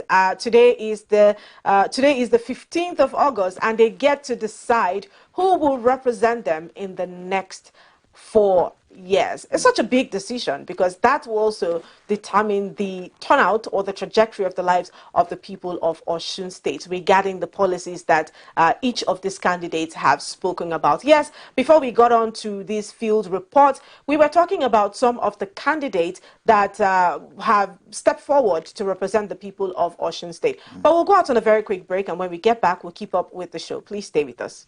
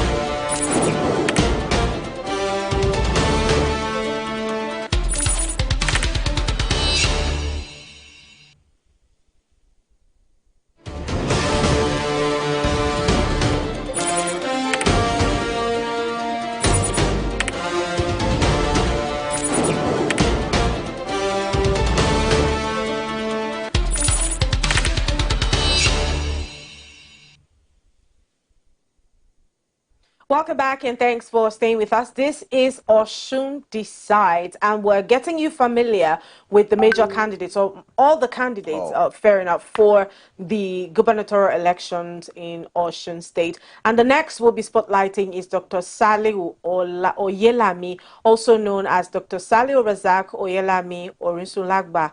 And he is running an inclusive pro-masses campaign focused on uplifting workers, farmers, students, and the general populace under the umbrella of the historic Progressive Party. Now, his campaign focus and priorities are simple. First, education. He'll be prioritizing accessible and quality learning standards.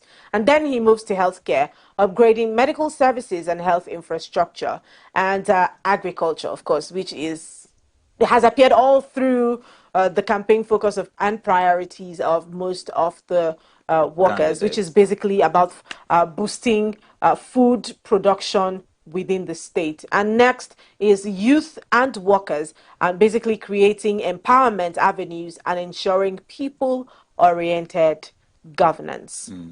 I think that's the way it should be. You have to govern, but ensure the people have got to be at the center of your government. The next on our list is Ogunsakin Olalekan of the Young Progressives Party, that is YPP.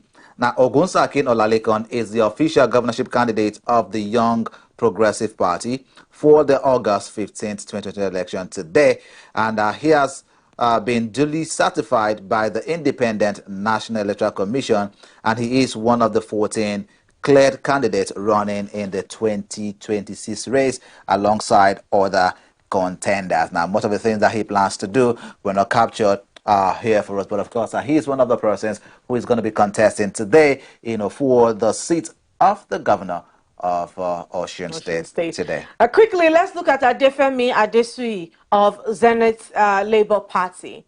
Campaign focus and agenda, voter mobilization strategy. And he's targeting over 800,000 registered, yet unrepresented, or obtaining or abstaining voters rather than competing solely for traditional party bases. Now, he's talking about security and peace appeals, publicly cautioned political actors against violence and extrajudicial clashes, urging security agencies to step up preventive measures ahead of the polls. Now, he talked about development blueprint, which he pledged focus on youth employment, targeting about 10,000 initial jobs, technology integration, education reform, and a declared state of emergency in agriculture. With the way they're all going at agriculture, it looks as though there is actually an emergency situation that needs to be addressed in Osun State regarding agriculture. And if every state takes in this same momentum, imagine all 36 states saying that we will aggressively go on agriculture. The food crisis that we currently are experiencing in Nigeria would be elevated. And I believe that it's a one stone kill two birds kind of situation where as the agricultural sector is booming, then we would have the economy also boom. Because remember, I always make reference to the fact that in the 1960s and 70s, agriculture used to be the mainstay of the Nigerian economy. We were very large on exports, all over the world. But that started to experience a very serious decline, and even significantly in 2026. But thankfully, we're starting to have, that being reversed a certain kind of way, one step at a time. But if every other state takes in the same line and the momentum of the promise that these candidates in Osun State have been speaking about agriculture, I think that we will do, fantastically well in that sector and contribute to the growth of the economy and reduce the reliance on oil and gas. Very true. And the truth is, Osun State have a large vast of land.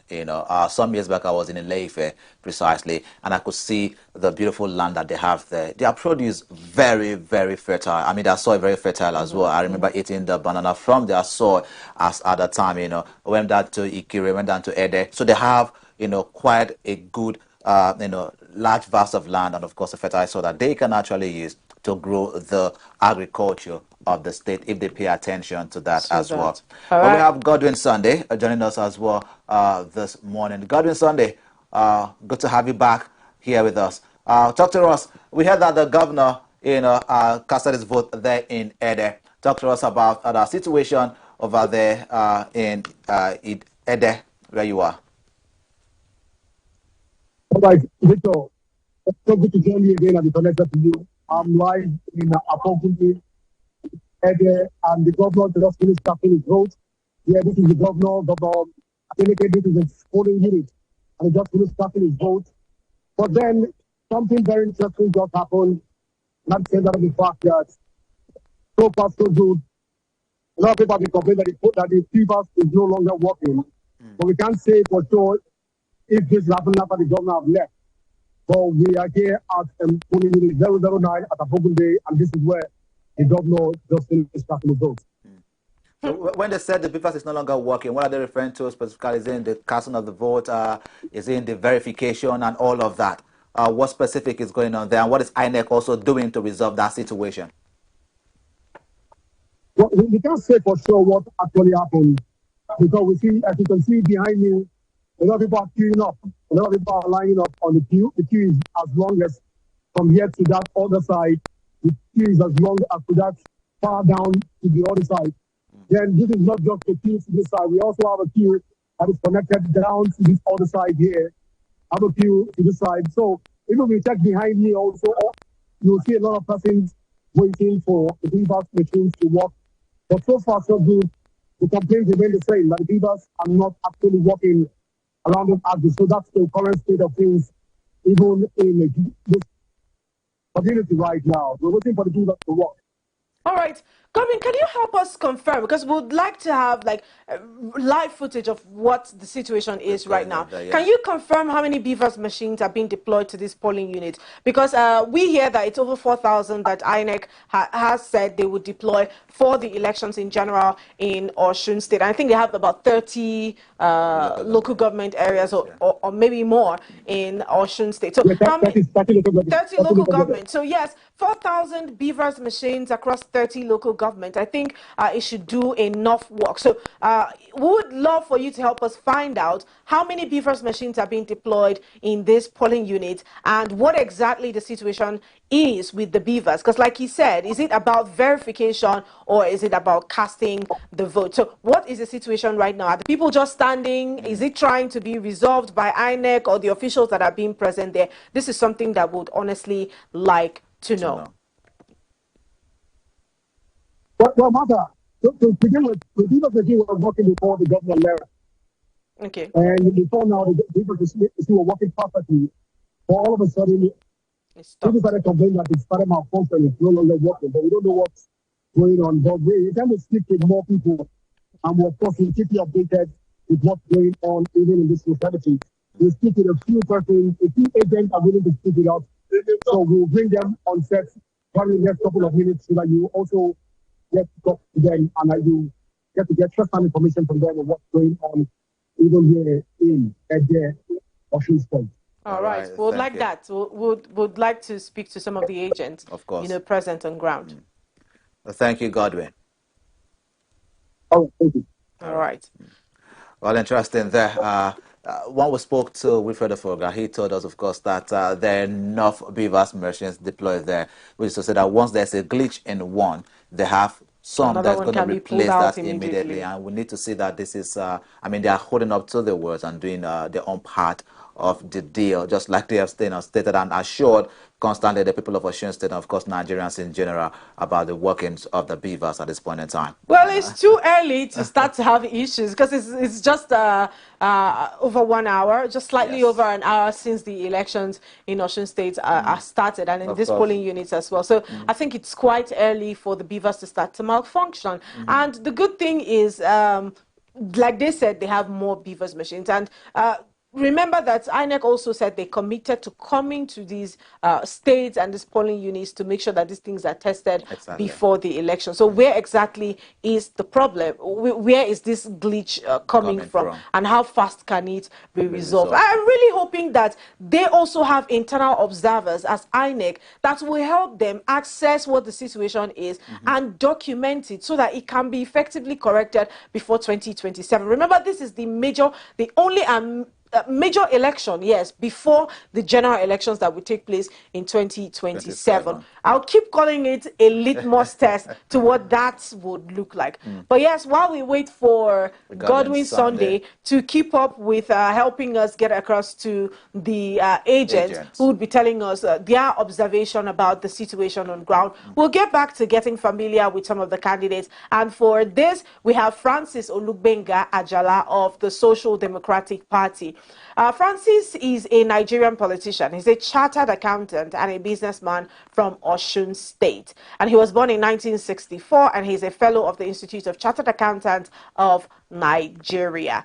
Now, Ajala has a professional background in the financial sector, having worked in the banking industry. He previously served as an assistant general manager and head of the Abuja branch of Fountain Trust Bank. His political journey includes a previous attempt at elective office.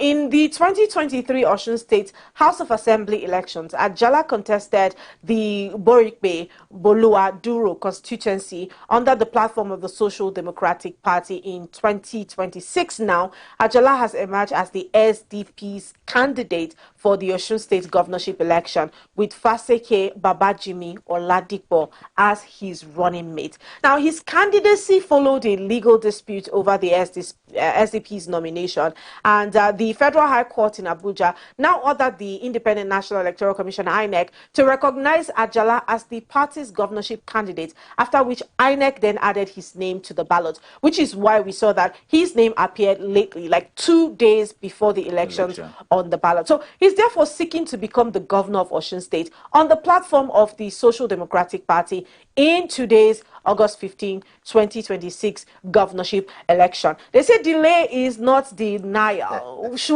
That might be the case of Olugbenga Francis Ajala in today's gubernatorial election for the people of Osun State. So yes, I'm personally wishing all of these candidates all the best, because they have like very fantastic plan of implementation for the people of Osun State. But whoever emerges as the winner of the election gets to be the lucky one to implement their ideas and their vision to drive the people of Osun to greater heights. Very true. And the truth is, the SDP, became one of the founding parties there in Osun State. As a matter of fact, the first politician, the first governor, rather, civilian governor for Osun State, was a member of the SDP.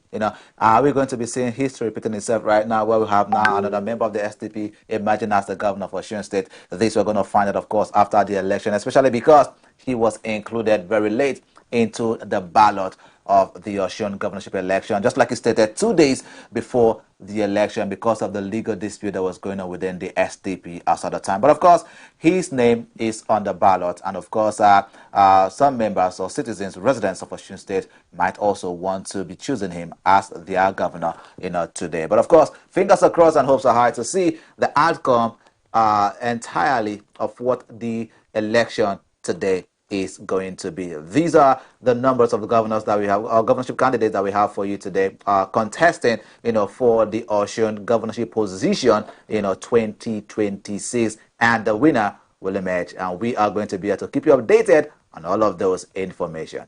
Remember, we're covering live these elections in Abuja from Osun State, and we have our very seasoned reporters on ground and presenters who would give us adequate information and a live insight as to what is going on at some of these polling units. And just to remind you that we are currently live streaming this on www.rbnradiotv.com. So yes, redirect all of your friends and family who wants to have like an in-depth knowledge of what is happening in Osun State as we speak regarding the elections to this website, www.rbnradiotv.com. On Free TV, all you need to do is download your iOS, and on your iOS and Play Store, download Free TV, search for Rapid TV, and you, with a click, is connected to these live proceedings currently going on in Osun State. Yes, we will be heading out on a very quick break, and when we get back, we will start to give you our guest and analyst perspective on the elections so far. Please stay with us.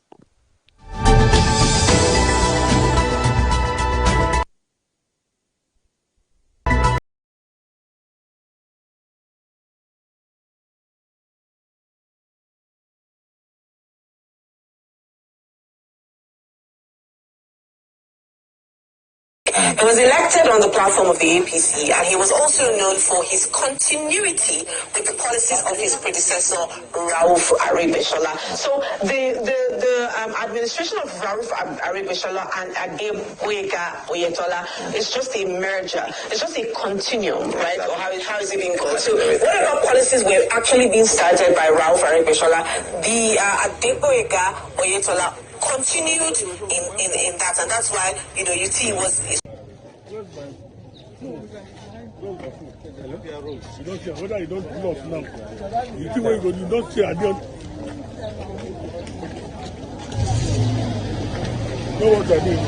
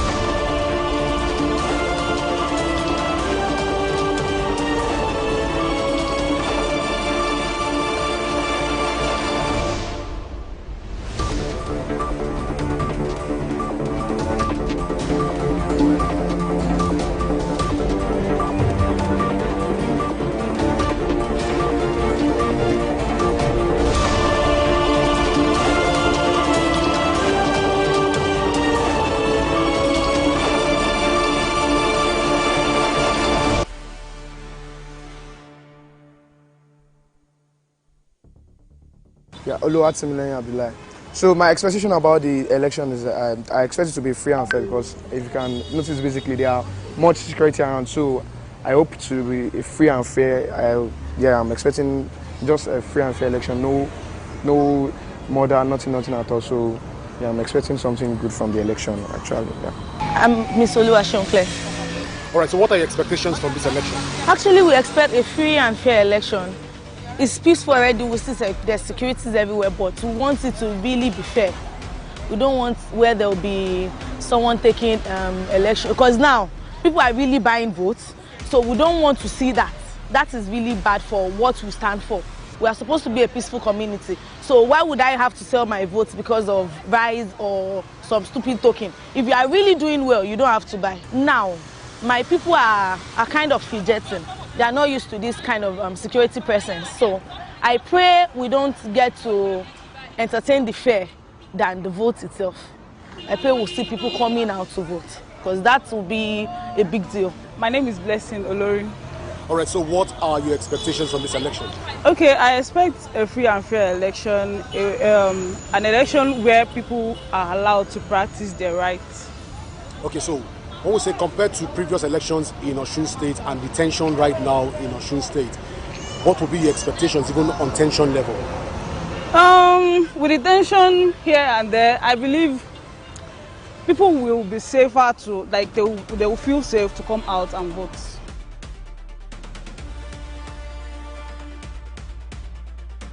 Fourth Republic. He was elected on the platform of the APC, and he was also known for his continuity with the policies of his predecessor, Rauf Aribishola. So the administration of Rauf Aribishola and Adeboyega Oyetola is just a merger. It's just a continuum, right? Or how is it being called? So whatever policies were actually being started by Rauf Aribishola, the Adeboyega Oyetola continued in that, and that's why UT was. Whether you don't do us now, you see where you don't see again. Know what I mean?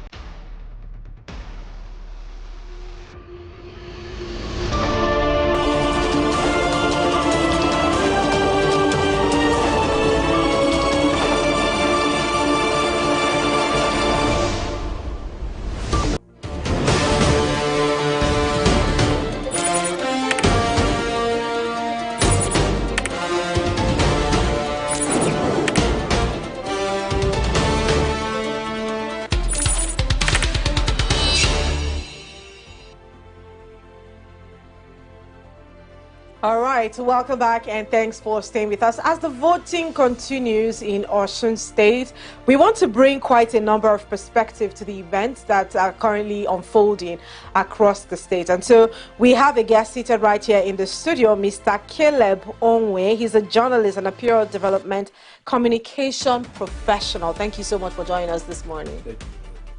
Well, it's been an interesting unfolding of things in Osun State, and first of all, I personally will commend the people of Osun State for coming out, in the number that they currently are coming out now to vote for the elections. But for you, sitting and watching how this has been unfolding, what do you make of this election today? Yes, thank you very much. The Osun State election is one place that a lot of things are going to play out. Okay. Given a number of factors. Number one, we know that the President of the Federal Republic of Nigeria has a roots in Osun State. So he is very much interested in who becomes the governor of Osun State. And there are also other interested parties who also would want things to go their own way. But from the clips I have seen a number of people who are already out in the street with the enthusiasm that is needed in a democracy. They are interested in casting their vote. They are interested in determining who becomes their leader in a democratic setting like ours. And I am not trying to be pessimistic, but I am saying that at the end of the day, there may be some disruptions, but a winner must march. And my plea to INEC and to security agencies is this: they should allow the people to choose who will be their governor. Right. They should allow the law to run its full course. We have the Constitution of Nigeria. We have the Electoral Act. The INEC should remain the unbiased umpire it is. Security agencies should also play the game by the rule. They should not be out there in the field protecting the interests of certain people. They should be out there in the field protecting the interests of Nigerians, protecting the interest of Osun electorate, Osun voters who may have defied all odds and have come out to elect who their next governor will be. I've got who's saying that the build-up to the election has been a long one and somehow also a very turbulent one so far. But if you're going to summarize the happenings in Osun State, what are going to be like the 3 top things on your list? All right. From what the media has been carrying about the happenings in Osun, we have seen vote buying, the tendency for vote buying is going to be there. We have also seen some hints about people who are not interested in following the process. They want to shortcuts. They want to go through shortcuts. They want to make sure that there is violence so that people will be threatened, people will not come out to vote. We have also seen militarization of your Osun State. People have complained that in a democratic setting, the number of military people that have been deployed to Osun shouldn't be. Because there are some electorate who will get intimidated. Prospective voters who will see this number of security people on the street and will be intimidated to come out. So we are going to see, number one, there's going to be vote buying.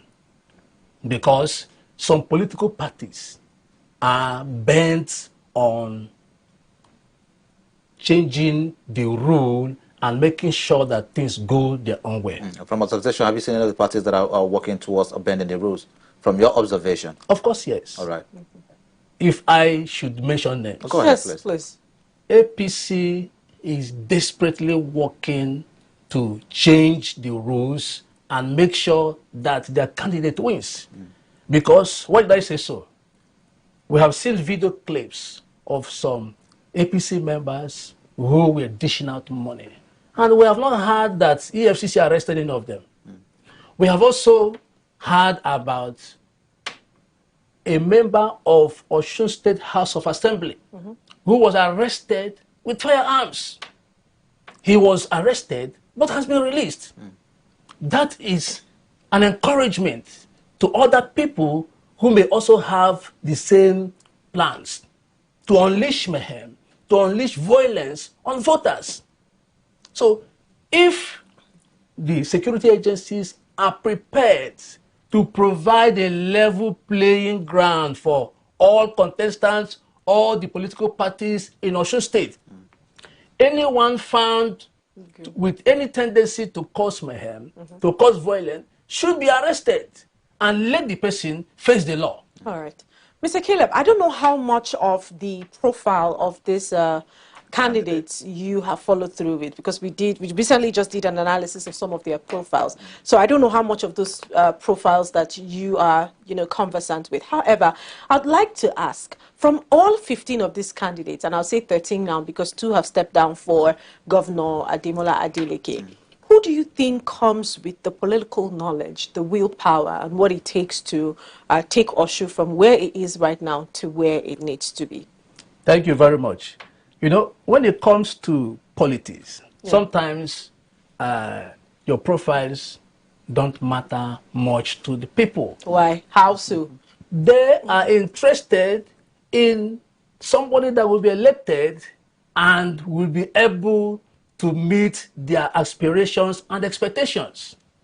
In Osun State, I am aware that the current governor is from a very prominent family in Osun State. Right. And I have also heard that the people of Osun are so much in love with this family because of the philanthropic activities they have been carrying out, because of the impact they have made on the lives of the ordinary people in Osun State. So I am saying that that is enough pedigree that we give the incumbent governor an advantage over other people. I have also learned that the APC candidate was a former commissioner in the previous government. That is also a profile, even though that people have put a tag on him, accusing him of cooperating with the governor then not to withhold salaries that are meant for the workers. So he has a pedigree. But if I should forecast, given my knowledge, because besides being a communicator, I am also a political scientist. Okay. So going by that, I would say that if the election is allowed to be free and fair, the incumbent governor will cruise to victory. But we have seen immense support for Ambo, in the social space. And in fact, most recently, we saw a member of Accord Party, the national chairman for Accord Party, factional now, because INEC had come out to clarify that. Now, he came out and openly threw the hearts of the Accord out, and now supporting adopting Ambo. Now, we have seen many other people come out and speak about their support to Ambo. So do you think that Adeleke still stands a chance? Because yes, he's a governor who is also popular, is quite loved for his philanthropic activities that he does carry out within the state, and in fact, he's a dancing governor. But what you see on the social spaces are not the reality on ground. Okay. Really? Yes. Why do you By think the time you go to Osun and talk to average citizen of Osun on the street, you will get to understand the realities on the ground. You understand me? So, from what I have seen as a political scientist, I am telling you that if the election is allowed to be free and fair, the power of incumbency will come to play, number one. The love that Osun people have for the family of Adelekes will also come to play.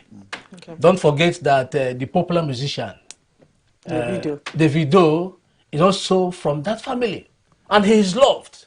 So you cannot undermine his impact, his influence in Osun State. So all these factors put together, I can beat my chest and tell you that if federal might is allow Osun people to choose their leader, the incumbent governor will still win. So do you think there's an infiltration of the federal might right now in Osun State? Of course, yes. There is. Okay. How so? Tell us about it. The Minister of Blue Economy, who is also the former governor, from what we have seen on news, he had already mobilized federal might, going about intimidating people in the street of Osun State. They're going about intimidating people in the state of Osun State? Yes. We have seen it on news. Okay. How he uses security agencies to intimidate people. We have also heard about some of the APC members backed by the federal might who are also threatening. Don't forget that one of the senators from Osun State had issued a threat. Okay. If you see any member of Accord, kill them. He rephrased that statement. He rephrased, but let me tell you that he cannot deceive Nigerians. He rephrased it because of the backlash. He rephrased it because he was advised to rephrase it. But the initial comment still stands. That's the threat. In a democratic system, such threat shouldn't come in. Shouldn't come in. He was brought to force headquarters and was questioned and was released to go back. So I want to see a situation where if you threaten the peace of Osun State because of election, you should be arrested and kept in custody so that other people who are also planning to do the same thing will be deterred. Okay.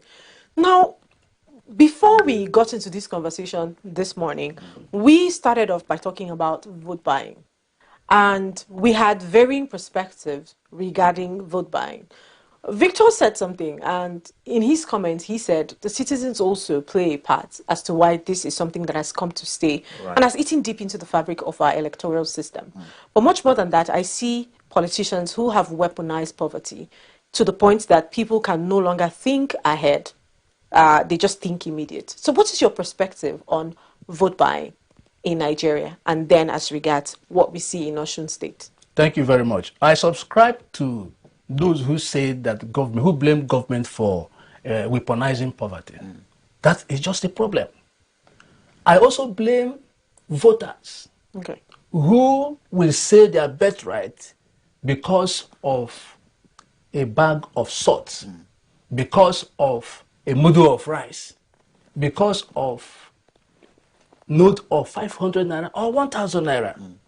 These people should know that if they collect all these things and vote against their conscience, they are also selling their future to these politicians who will emerge tomorrow and not care about the people. Because in Nigeria here, politicians will come with all manner of manipulations, taking advantage of the hunger and poverty that has been weaponized to get the people to vote against their conscience and give them victory. But once they get to power, they will forget about the people who voted them. So I will want the people of Osun State to know that if you sell your PVC, if you sell your vote to any politician, you are selling your birthright. Tomorrow, by the time they begin to amass wealth, tomorrow, by the time they begin to use the victory you enable them to get to oppress you, don't complain. So my perspective on vote buying is this. Government should take it very seriously. EFCC, to me, they were overzealous by rushing to freeze the account of the governor or the government of Osun State. Yeah. How many of the vote buying agents of other parties we saw on video have been arrested? If you have heard of any, I have not heard of anyone. So my advice is that EFCC should take their job seriously go after these politicians who are using our commonwealth to buy votes for themselves, to empower themselves, and to get people to help them to victory. They should be arrested and prosecuted. I have not heard of anyone that has been prosecuted. All So EFCC should do justice to that. Definitely. And of course, earlier you talked about your concern about the military presence in Osun State. But do recall as well that the build-up to this election came with some allegations of violence and also some confirmed cases of violence as well, which led to the number of police personnel that we have in Osun State, also some the military personnel we have in Osun State. In fact, we spoke to the police officers this morning, and of course, they of course talked about the fact that the essence, the reason that they are there is to ensure that there is peace, relative peace in Osun State, precisely. And if you also see the numbers of persons that have come out to vote, you can see that the number is also encouraging, according to a report that we've gotten from our correspondents that are in Osun State at this point in time. But of course, you had your concern about that. But don't you think that the presence of the military, the presence of the Nigerian police has also helped to build the confidence of the citizens and residents of Osun State, and that's also led to the mass number of voters coming out? Yeah, thank you very much. One fact you should also not ignore is this. The Osun election is happening in interior places. These interior people, these local people, many of them have not seen this type of number of security people deployed. So what comes to their mind when they see battalion of soldiers and other security agents in their area is fear. Psychologically, fear will come. And many of them will not want to go out to vote because they're intimidated already by the presence of these people. I thank the government for taking that decision to deploy the military to ensure that there is peace. But in a democratic setting, there should be a limit. There should be a limit to the actions that these people are supposed to embark upon. They should also play by the rule. No, I keep saying play by the rule. The rule of engagement. Every security agency has rule of engagement. The security agents should not become too overzealous because of inducement that may have come from any politician. Because from what we have seen from previous elections is that some of these security agents will allow themselves to be induced by politicians. And once they are induced, they will also become agents of destabilization to the election processes. So they shouldn't do that. They should allow the law to run its course. They should adhere to the rule of law. Because the law has provided how they should engage in a democratic setting. So I advise them to abide by the law, allow the law to influence their actions, allow the laws to guide them. There is the Electoral Act is there. It provides on how they should provide security. They shouldn't go above it. They shouldn't be loyal to politicians. They should be loyal to the Constitution of the Federal Republic of Nigeria. All right, Mr. Caleb. I'll take us back a bit to the conversation we had about credentials, the candidates' credentials. And sometime, I think last month rather, INEC released the credentials of the presidential candidates of 2027 general elections. And we found that that of a sitting president right now is missing all the way from primary to secondary. All he had was the university credentials, which he presented to INEC. And when citizens started to complain about it, INEC said it was not in their responsibility to do that. They would only publish what is being given to them. Now, you said that when I said, look at the portfolio of these candidates. It's quite robust and they look like they have a lot to offer. You made mention of something. You said it is not about their credentials, it is about what they can offer. But then again, we see certain candidates who behave in very uncivilized manner, trying to bring about thuggery in the electioneering process. Don't you think that the credentials of these people in some sort of way tells us about who they are, what they have interacted with, and if they are befitting candidates that can even be fielded at all before we talk about whether or not they have it? My dear, let us not deceive ourselves. In this country, even education does not stop thuggery. We have seen professors who are even the ringleaders of thug groups, thug gangs. So I still maintain that what matters is not your profile, it's not your pedigree. What matters is what you can offer. How would you know what a person can offer when you do? I think these certificates are just like a trajectory of who a person is. Okay, while we were reading that, we saw that some were bankers, some were chartered accountants. They have done something. So looking at those credentials, you can now say, oh, maybe this person might be able to fix the economy of the country because they have managed social agency for a period of time. So how do you know a person can do something if you don't know what their background looks like? What is achieved in any government is not just solely depending on the person who becomes the arrowhead. Okay. It depends on the people he surrounds himself with. Okay. The governor of Edo State, the governor, does he have a robust profile? He doesn't have, but he's performing. So what matters is... Arguably, though. Eh? Arguably, anyways. The people of Edo also have their complaints about it. Yeah. But this is my own perception of what is happening in Edo State. What I am saying is this. When you win, you should be able to surround yourself with people who understands the principles you don't understand. Get technocrats. Get people who can do what you cannot do to be in your government. Let me come back to whether what INEC said about President Tinubu's educational credentials. Our laws need to be amended. If you look at the laws, it says primary 6 certificate is acceptable.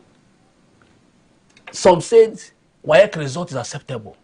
So if we want to start measuring on one's credentials, then our laws must be amended to accommodate all those things. Okay, but let's go back to the election of today as well. Let's access INEC. You know, now looking at the things that are going on the ground, how would you access INEC's preparedness and you know what the management of today's election as well?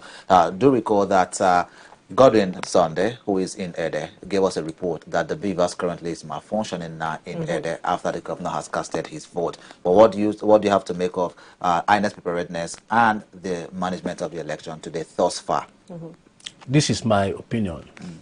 It's the way you personalize it before you go on about it. I don't have any iota of trust in INEC. Why so? Because what played out during the 2023 election can still play out. Well, they had a better outing in Ekiti State, to be fair on INEC, and most of the candidates came out and said the exact same thing. Civil society organizations also gave an assessment of what the election for Ekiti State looked like. Don't you think we should give them the benefit of doubt? You know why I said so? Because in Ekiti State, the incumbent governor was a member of APC. He contested, and he's still a member of APC. Yeah. But in Osun State, the governor, the incumbent governor, is an accord party. Yeah. So APC would want to use everything within their reach, which includes the INEC. The INEC chairman who appointed, he was appointed by the president, who is a member of APC. And if the president has decided that Osun State must come back to APC's fold, they can use INEC. But Mr. Caleb, INEC is independent, and the fact that the president is his constitutional responsibility to appoint the INEC chairman. So does that in any way mean that the INEC chairman will go on to do his bidding? Haven't we seen what happened? We are not strangers in this country. We are all citizens here. We have been here for a very long time. So we have seen that INEC is said to be independent, but in actual sense, they are not independent. They can still do the biddings of the man who appoints them. They can still do the biddings of the man, because who pays the piper dictates the tone. Are you telling me that INEC may have prepared very well, but in 2023 election we had this one started malfunctioning. But in other aspects of the election, it didn't malfunction. So why should that of the presidential election, why should the beaver manufactured or the electronic system through which they transmit elections started manufacturing? No, so now I'm not trying to defend INEC, right? But we've had several conversations with them regarding this particular situation. And they gave a response which I do think might fly. And in their defense, they said, for presidential elections, people are more concerned about the presidency much more than the senatorial seats that are also being contested during elections like this. So because of that, there was like a heavy jam because many people were visiting the portal at the same time, which caused a hitch and then eventual shutdown of that system. So now they have said they are committed to fixing that and deploying other levels of technology for this election. So do you think that this is still the same story but different narrative, you know? I am a Nigerian and I can tell you that it is still the same stories. It is still the same system. The people who are behind the technology they use, they are Nigerians. They can't be influenced. They can't be bribed. So I am telling you that I don't have confidence in whatever preparation that INEC has made regarding the Osun election. Anything could happen.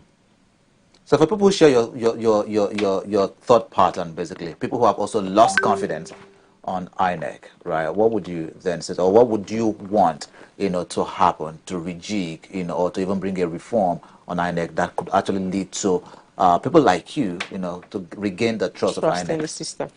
There should be amendments to the provisions of the Constitution which empowers the president to appoint the chairman of INEC. If INEC must be independent, if it must be an unbiased umpire, the chairman shouldn't be appointed by the president.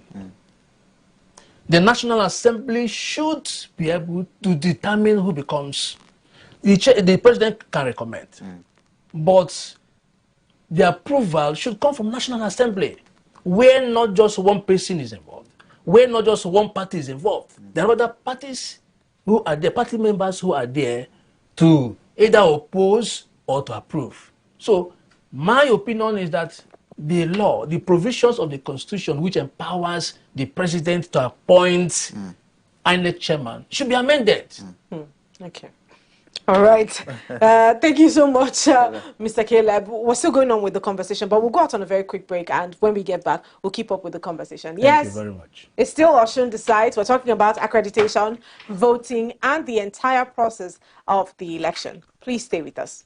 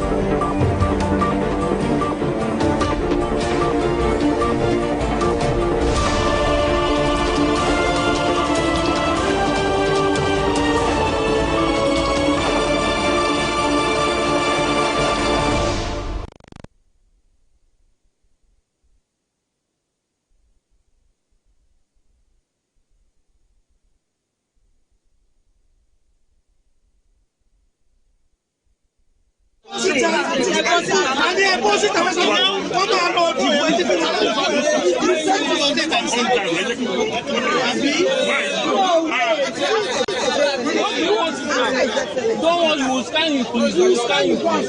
It is God of the time.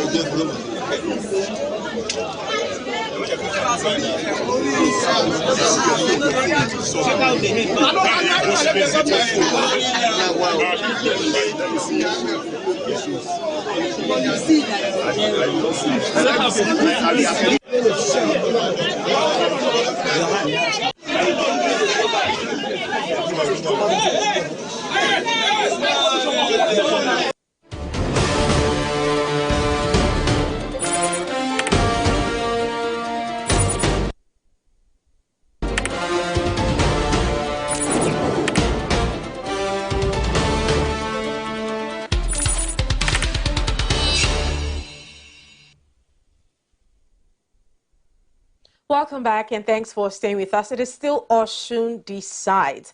And yes, we have been with Mr. Caleb Onwe. He's a journalist, PR and development communication professional. We have been doing a bit of assessment on what the election before and now during is about and what it has looked like. Thank you so much for joining us on the conversation this morning. Thank you. I mean, there's so many other aspects that would want to look out, but there are three major candidates for today's election. And I think that the entire populace is quite crowded by the tension that exists between these three parties as well. Who is going to emerge? Because they are quite strong contenders among all three of them. But much more than that, what do you think that the people of Osun should be looking out for aside these three popular people for the elections today? Thank you very much. During the town hall meeting organized by one of the national televisions, where some of these candidates were featured, where they read out their manifestos, I followed it closely and I saw their performances. All of them performed creditably very well by my own estimation. But I expect Osun people to look beyond the promises that have been made by these people. They should also look beyond some of the cosmetic things that have been displayed by these people. Their concern should be who among these candidates will be able to provide for Osun people the good life they deserve.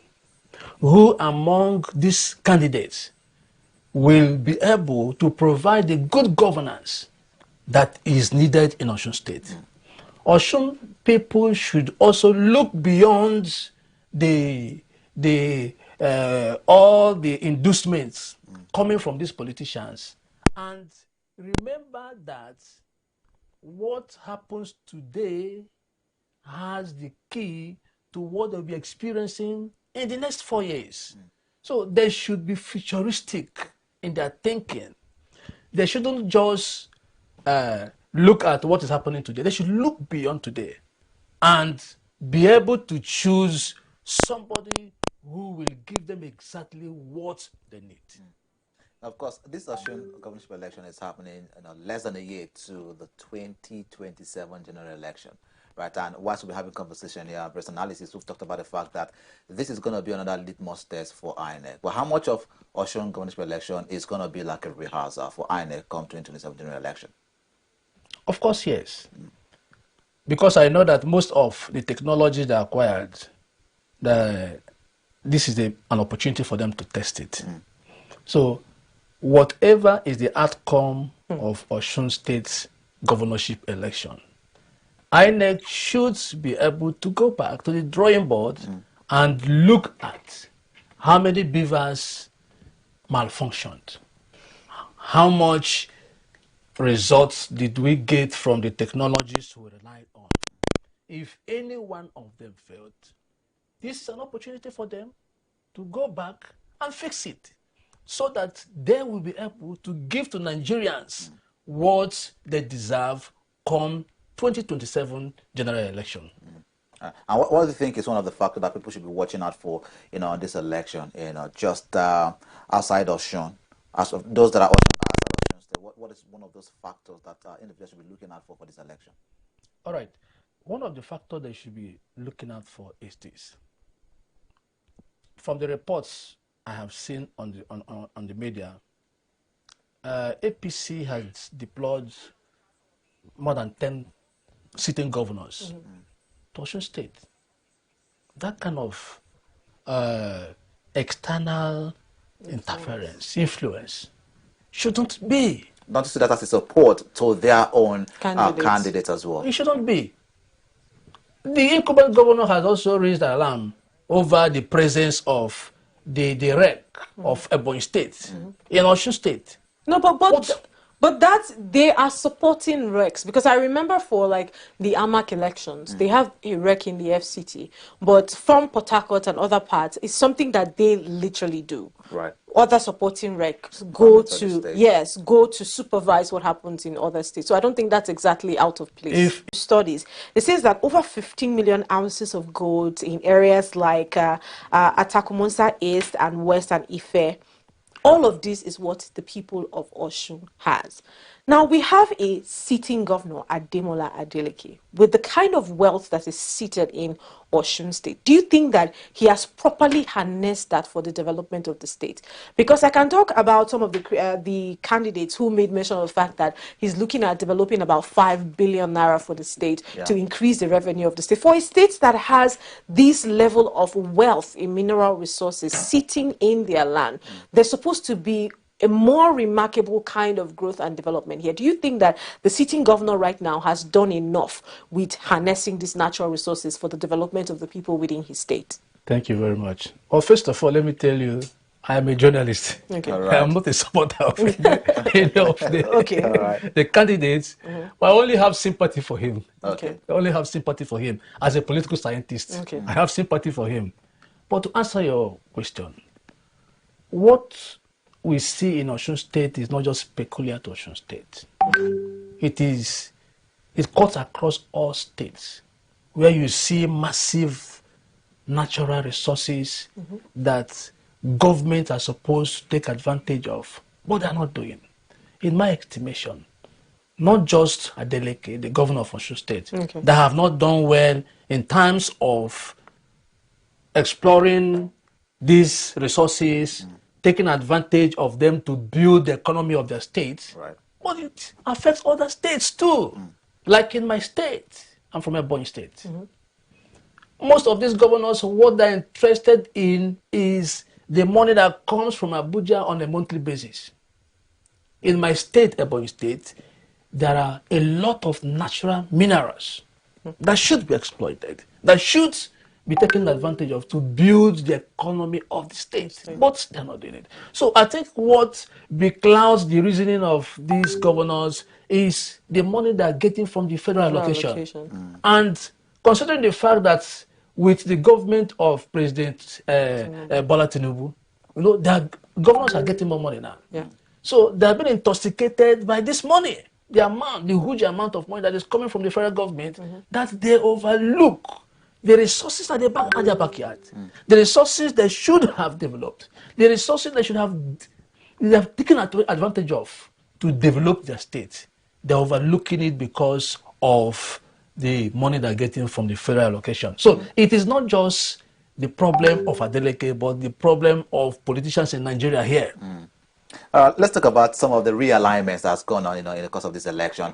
We've seen at least two contenders, withdraw from the race and, drop their support to Adeleke. We've seen that of the APM, who stepped down and said he was going to be supporting the re-election of the incumbent governor of the state. What influence do you think these realignments and later pulling out of these candidates could actually do in the election?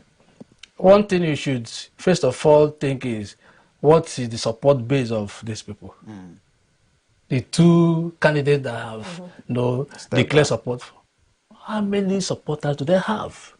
So I am not, it doesn't excite me that they are, at first, you should even know that some of them are not really contenders. They came to bargain because in politics you have contenders, you have bargainers. These guys may have come to bargain, use their platform to bargain for their benefit, for benefit that should accrue with them. So I am not excited that these people have withdrawn from the race and now supporting the incumbent governor. What I'm interested in knowing is, what is their support base? How many people do they have? Do they even have any electoral value in their state? Because some of these people don't have any electoral value. So by the time somebody who doesn't have electoral value, forget about what you see on the televisions. They will hire people and you think these people are their supporters. Some of these people will be defeated even in their polling units. So they don't have the electoral strength to even contest for the governorship. That's the point I'm making. They may not have the electoral strength. But do you think that the outcome of this election, is going to be generally accepted, by all political parties involved? If any of them wins, if all parties are going to be, accept who the winner is, or do you see a legal battle, looming as well? Especially because they had signed the peace accord shortly before the elections. My brother, in this country, after elections, there are people who want to make money from politicians. So no matter how free and fair any election is adjudged to be, there must be legal battle after it. Because there are lawyers are already waiting, locking in the corner and waiting for let the election end. They will want to come in and make their money. So they're already working, preparing on how to advise these politicians to go to court. Even politicians who ordinarily shouldn't have come into the race, they will advise them to go to court. Smart lawyers, they're already waiting. You call them smart lawyers. Yes, a little loophole, they will cash in and make their money. So there must be legal battle during these elections. Well, I mean, everything is starting out interesting, especially in Osun. But now let's talk about how this vote, because many times we have heard people say the Osun election is like a litmus test for what will happen come 2027 for the general elections. What are the potential wins you hope will happen in Osun State that you think should also be replicated in the general elections for 2027? All right. If the Accords party candidate, who is the incumbent governor, if he wins, if they allow him to win, because from what I have read, as a political scientist, if the election is free and fair, he is going to win. So if that plays in the general election come 2027, I also expect that the president will win. Yes, because right now, I have not seen any credible opposition that can win the incumbent president of Nigeria. I have not seen. The opposition parties are all in disarray. They're all in disarray. And that is to the advantage of the president and his party. But they claim, most of these parties have claimed that the APC is very instrumental to all of the factioning and disarray, as you'd call it, within these parties. What's your take on that? Is it that they allowed the APC to have such influence over their party, or it is a case of them not having an ideology strong enough that each of them can agree to pursue a common goal for 2027? Are you still talking about ideology? Is there any politician in Nigeria that has any ideology? There is no ideology. But I tell you, in politics, the intricacies you are seeing, the manipulations, infiltrating, the ruling party infiltrating other political parties is allowed. It's a political strategy.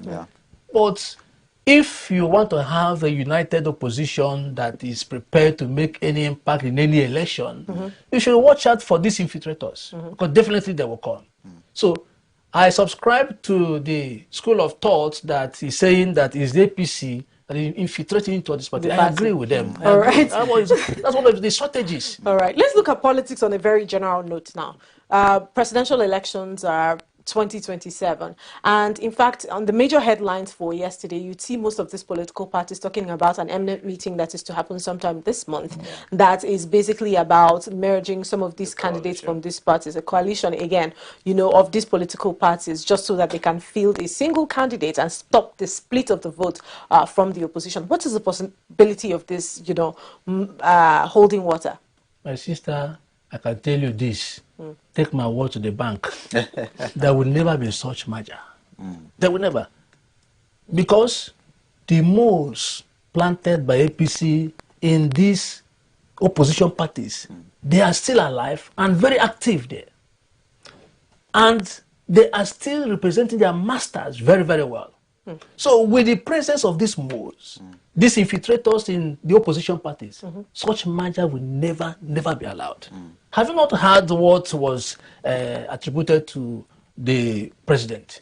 That he said that he can do anything to ensure that the opposition parties are not united.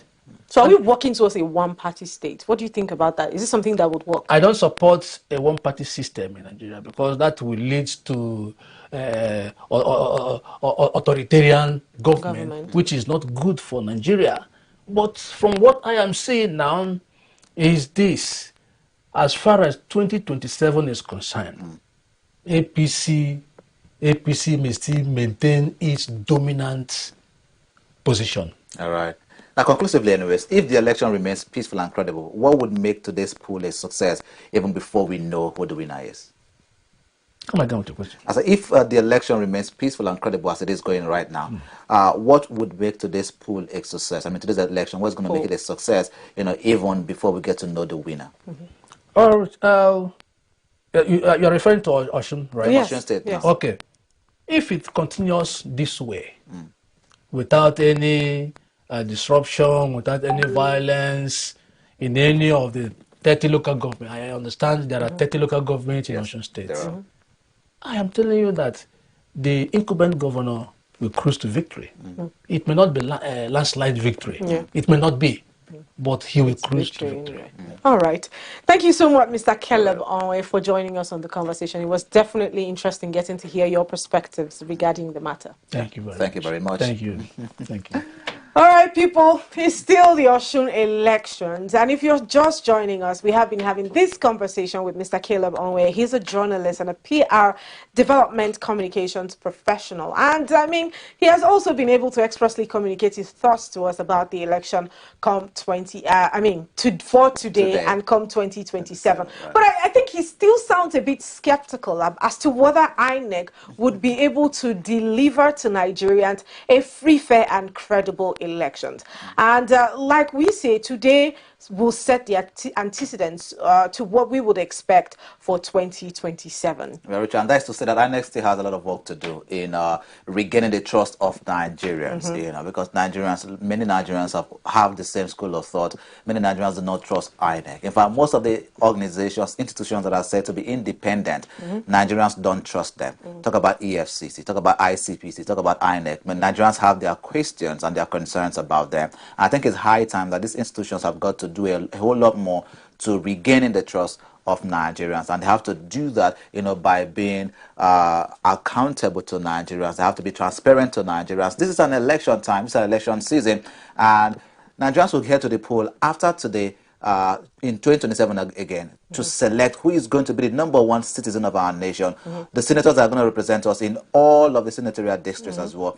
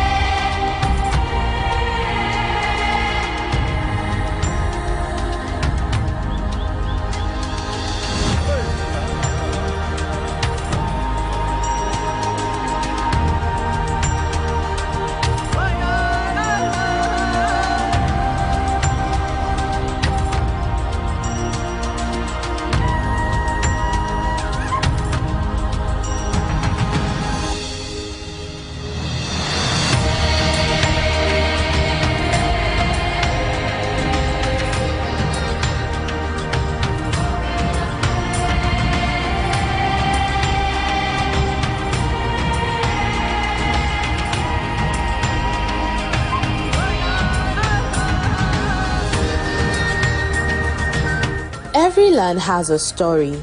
Some are written in books, others are written into monuments, but the greatest stories are carried by the people, passed from one generation to another through songs, through traditions, through festivals, and through the enduring spirit of a people determined to preserve their identity. In the heart of southwestern Nigeria lies a land whose history stretches back centuries, a land regarded by many as the cradle of Yoruba civilization, a place where ancient traditions coexist with modern aspirations, a state blessed with fertile lands, remarkable cultural heritage, thriving communities, and resilient people. This is Osun State, proudly known as the State of the Living Spring.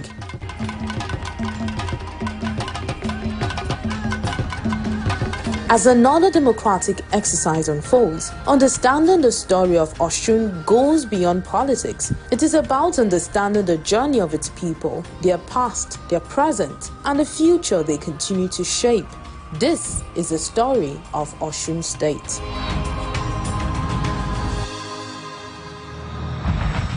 Long before Osun became one of Nigeria's 36 states, the land already occupied a special place in the history of the Yoruba people. The communities that now make up Osun State were once part of the old western region, created during Nigeria's colonial administration. Following the creation of states in 1967, they became part of the old Oyo State.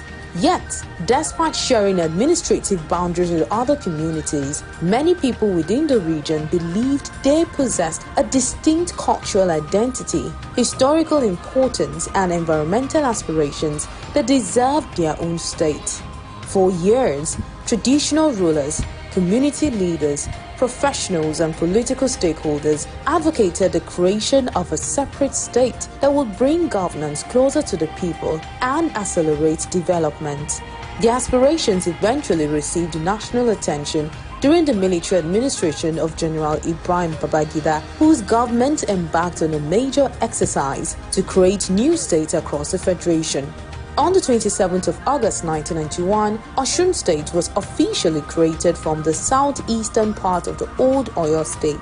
Osogbo was chosen as the capital. For millions of residents, it marked the beginning of a new chapter, one in which they could chart their own political, economic, and social development while preserving a heritage that had existed for centuries.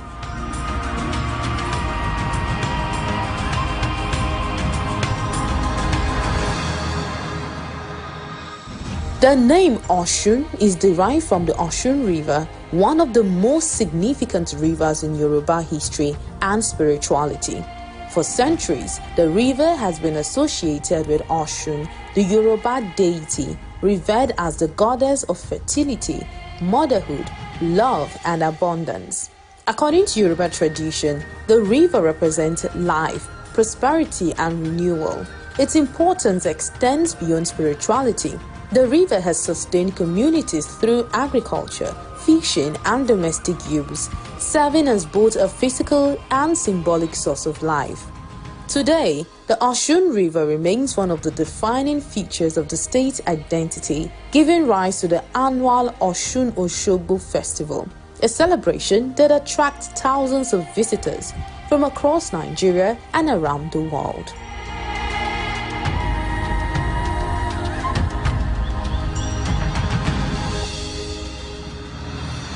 To understand Osun State is to understand one of Africa's oldest civilizations. At the heart of Osun lies Ile-Ife, a city that occupies an extraordinary place in Yoruba history and tradition. Among the Yoruba people, Ile-Ife is widely regarded as the ancestral home from which humanity and Yoruba civilization began.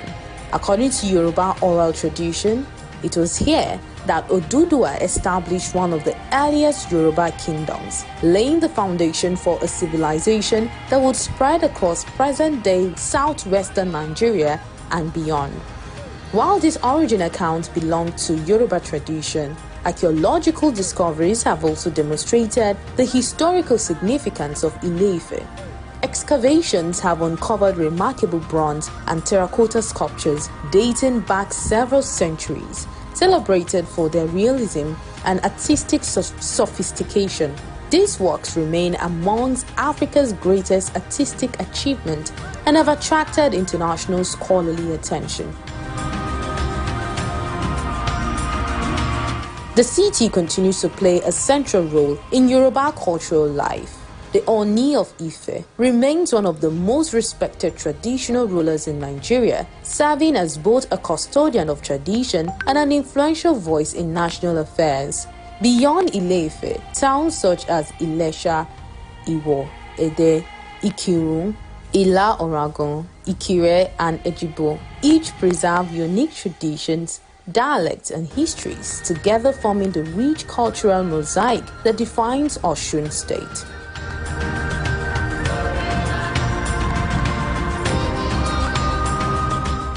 Located in Nigeria's southwest geopolitical zone, Osun State occupies approximately 14,875 square kilometers of land. It shares borders with Oyo State to the west, Kwara State to the north, Ekiti and Ondo State to the east, and Ogun State to the south. Its central location has made it an important gateway connecting several parts of southwestern Nigeria.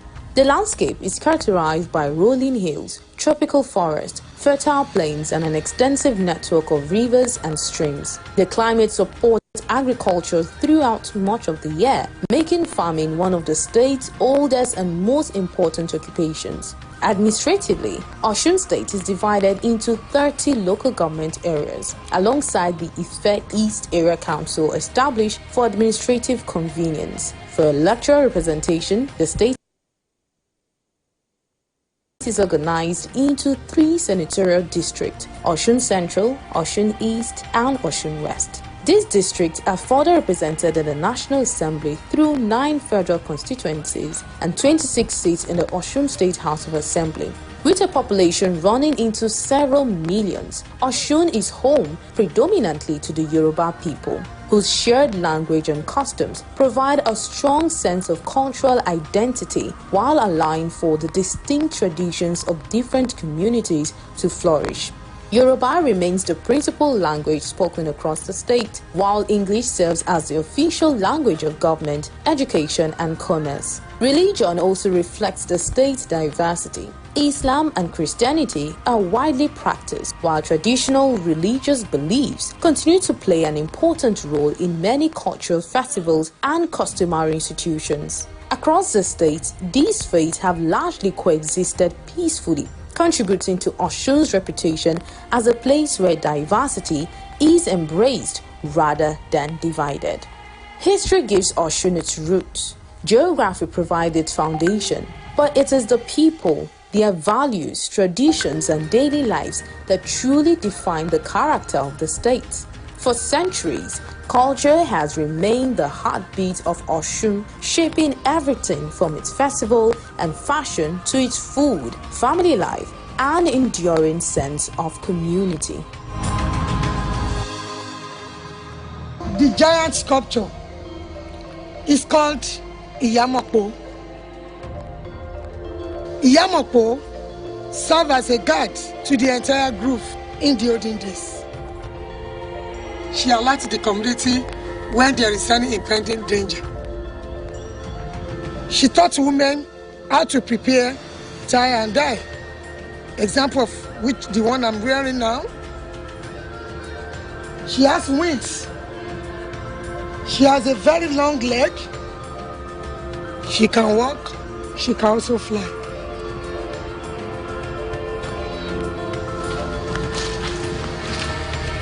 We refer to this place as Ogboni Shrine. The mighty sculpture depicted an elephant. And you can see one of the deities riding on an elephant, appeasing. It raises up its hand like this to appreciate the work of nature created by God Almighty.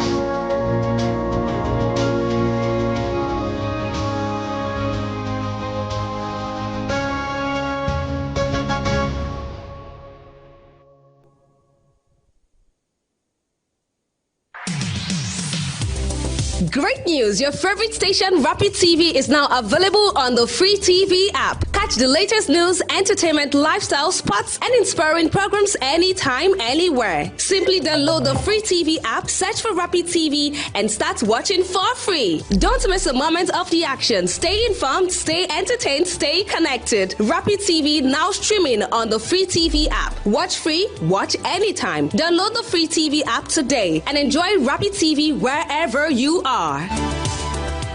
Rapid TV, rooted in truth, driven by impact.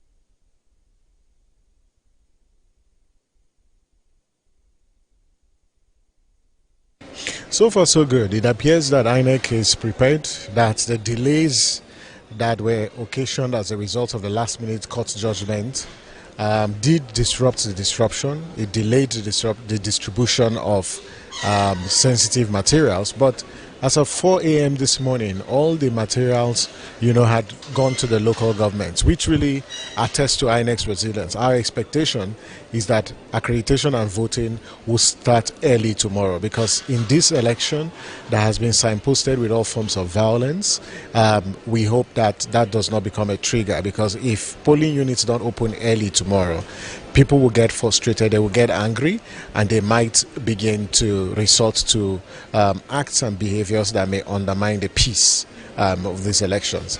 We've just finished interacting with the Commissioner of Police in charge of elections. He is assured, just like the IG assured us last week when we met, that the police will be non-partisan, they won't interfere with the process. We will continue to give them the benefit of doubt, but we expect that these scores of violence that have been recorded even up until yesterday will not be the case, that cultists and thugs who are determined to disrupt elections will be prevented from doing that, and that INEC gets the maximum support it requires for the collation of results and handling every aspect of the election. So we want to see a non-partisan, a neutral security agency that manages this election.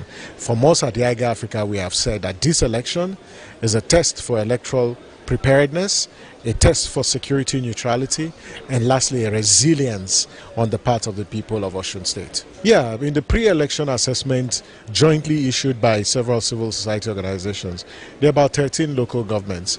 Osogbo is one of them. Most of the killings have happened in Osogbo. Boripe is one of them, historically known for violence. Ifedore is one.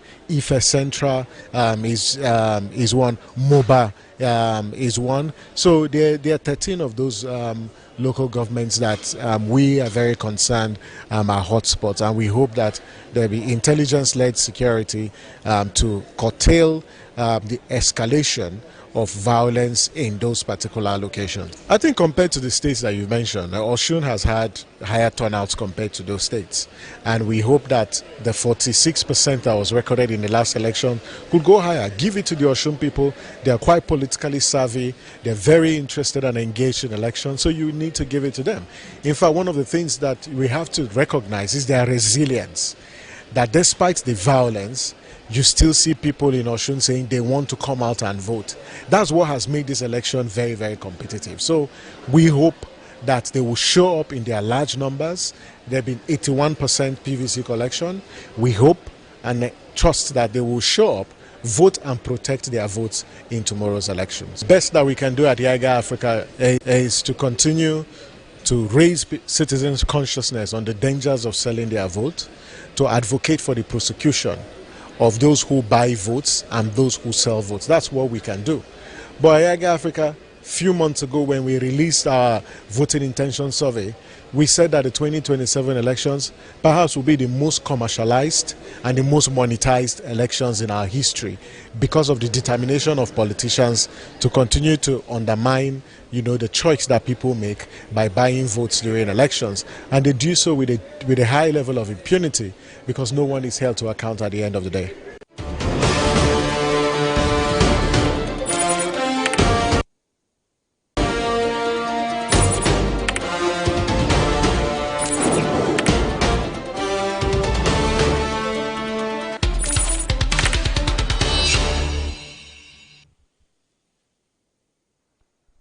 All right, welcome back and thanks for staying with us.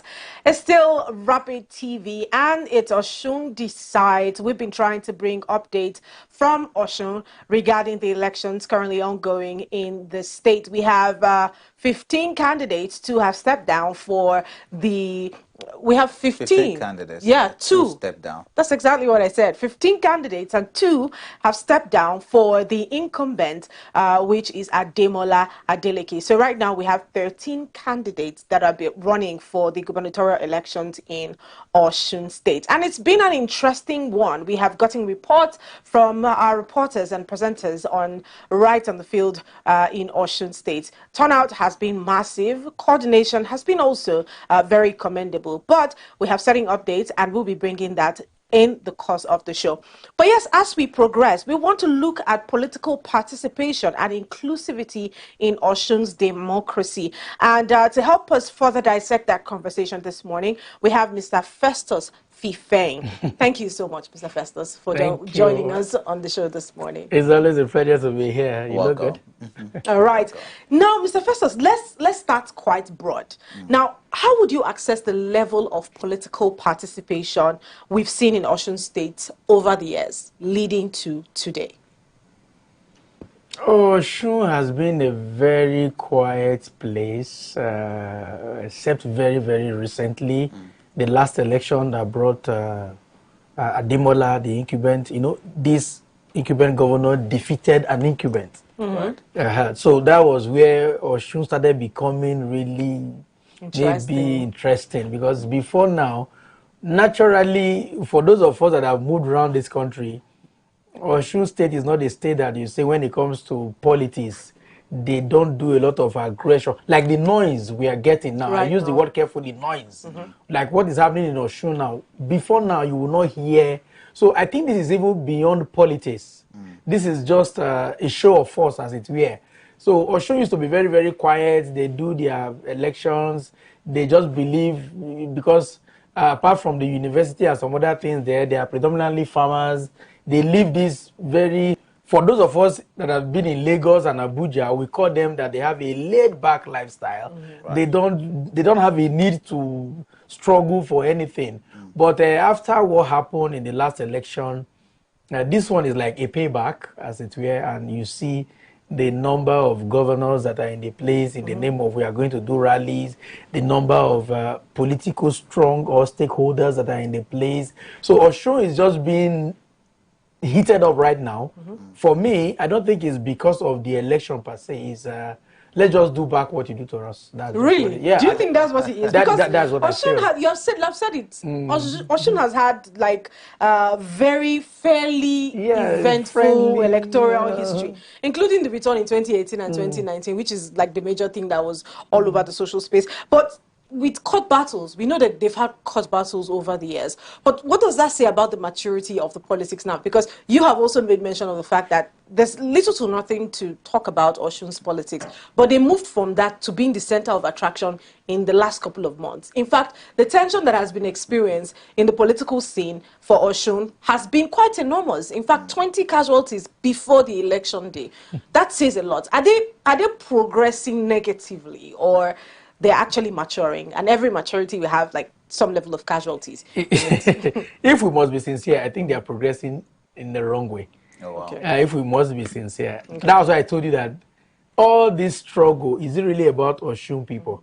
We were having an informal conversation yesterday, and I told them, jokingly, I said, even these other APC governors that are in Osun State, I don't think they would get that kind of support from Osun. when it is time for their own election. Don't forget, apart from Ondo, Anambra, Ekiti, these other ones that have staggered elections, the rest, all of them will be facing their battle the same day. So all of you going to converge on a place and think, will Osun be able to support you the way you have all gone to support Osun? And the question is, are you really there to support the people of the state, or you are going there to support your political party because you want to, there's what we call status conferrer. You just do it because of what you think you are and whatever. So the noise from Osun now is clear. It's not because of Osun people. It's about we are the ones in power. Like Caleb, the last guest said, the president has a strong affinity with Osun State. We all know. The current minister of Marine, he lost to somebody, you know. So, like, now, these people are all in government. What can we do? Is a slap on your face, so you can. This cannot happen. We are going back to take Osun. Is it the power you really want to take? You know, sometimes when you fight so much for something and you get it, like it becomes very flat because there is nothing to rejoice. So they are progressing negatively because you will realize that the campaigns have not been substantial, if you ask me. You cannot really look into the electoral promises and whatever and see how they. I heard you talking about mineral resources that you have in Osun. The conversations have not been how to make the people enjoy. It's our turn to take power, it's our turn to do this. So part of the state is doing that, so part of the state. Now it's our turn. We have a very notable musician working for his uncle and things like that. The social media buzz is not really about what is on ground. It's about flexing muscle. So I think they are progressive because Osun is a place before now where for them to vote for you, you bring something to the table and they do analysis. But these days we are seeing, at least in a couple of months now, we are saying we want to take it over from him. No, you people cannot take it over from me. You even see Davido now attacking some politicians here and there. Is really about Osun people. So they are progressing negatively, if you ask me. So is this peculiar to Osun State, or it has also become a national problem? Now, let me tell you, when we say precedents, when there are no consequences, everybody toes towards that line. Now, we are having a conversation before we came live that we still have people that believe in the truth, but they become lone voices. They even shame them. Some of them suffer loss. And this is a country where economically you don't want to suffer loss. So most of the time, you might decide not to fight, but your silence can also mean that you are joining them. So this is not peculiar to Osun. In some other states, we have seen things like this, and nothing happened. There are no consequences for comments. There are no consequences for misbehavior. There are no consequences for electoral offenses. There are no consequences for a lot of things. So, see, we are all Nigerians. So once somebody can do it and go free, and the person is using that illegally acquired power or resources to oppress, you would want to do it and also go free. So since it happened in other places and nothing is being done about it, Osun is copying it. You'll be surprised that other states will begin to copy it. What does it not say about our electoral system in the country? It was on this station I said, we don't need technology to get a credible election. The emphasis on INEC, sometimes we behave as if INEC is from Pluto or is from Equatorial Guinea or somewhere. Let me tell you, they are all part of the society. We are not doing anything, or what we are doing is not enough to cause a change. Everybody is putting the responsibility on a particular agency. You understand, to deliver. This morning, in my estate, I head the Environment and Works Committee. I'm in charge of who erects a legal structure or this or that. No. Now, there are some people that called me while I was driving here. They are my elders, both in the estate, both in life and some other things. They saw something going wrong. They did not approach. They didn't say anything. They decided to call me for me to do something about it. Now, what can I do? There are about 10 there. They are doing they saw something. They kept quiet. Now, me as one person, what do you think I would do that would change the narrative?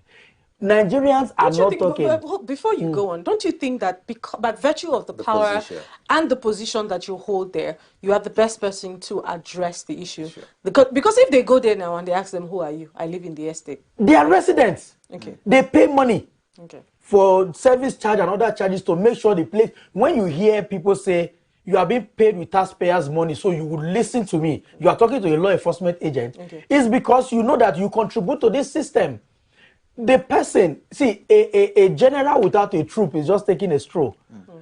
The power that I have to either correct or give instructions is the power I derive from the people. If I say you can't do this and 300 people are behind me, the person I'm talking to will know that this is the time to change. Now, what we want INEC to do, for example, is a situation where we will just fold our hands and watch. INEC will just back, and nothing is happening. Those snatching the ballot box, they belong to a family.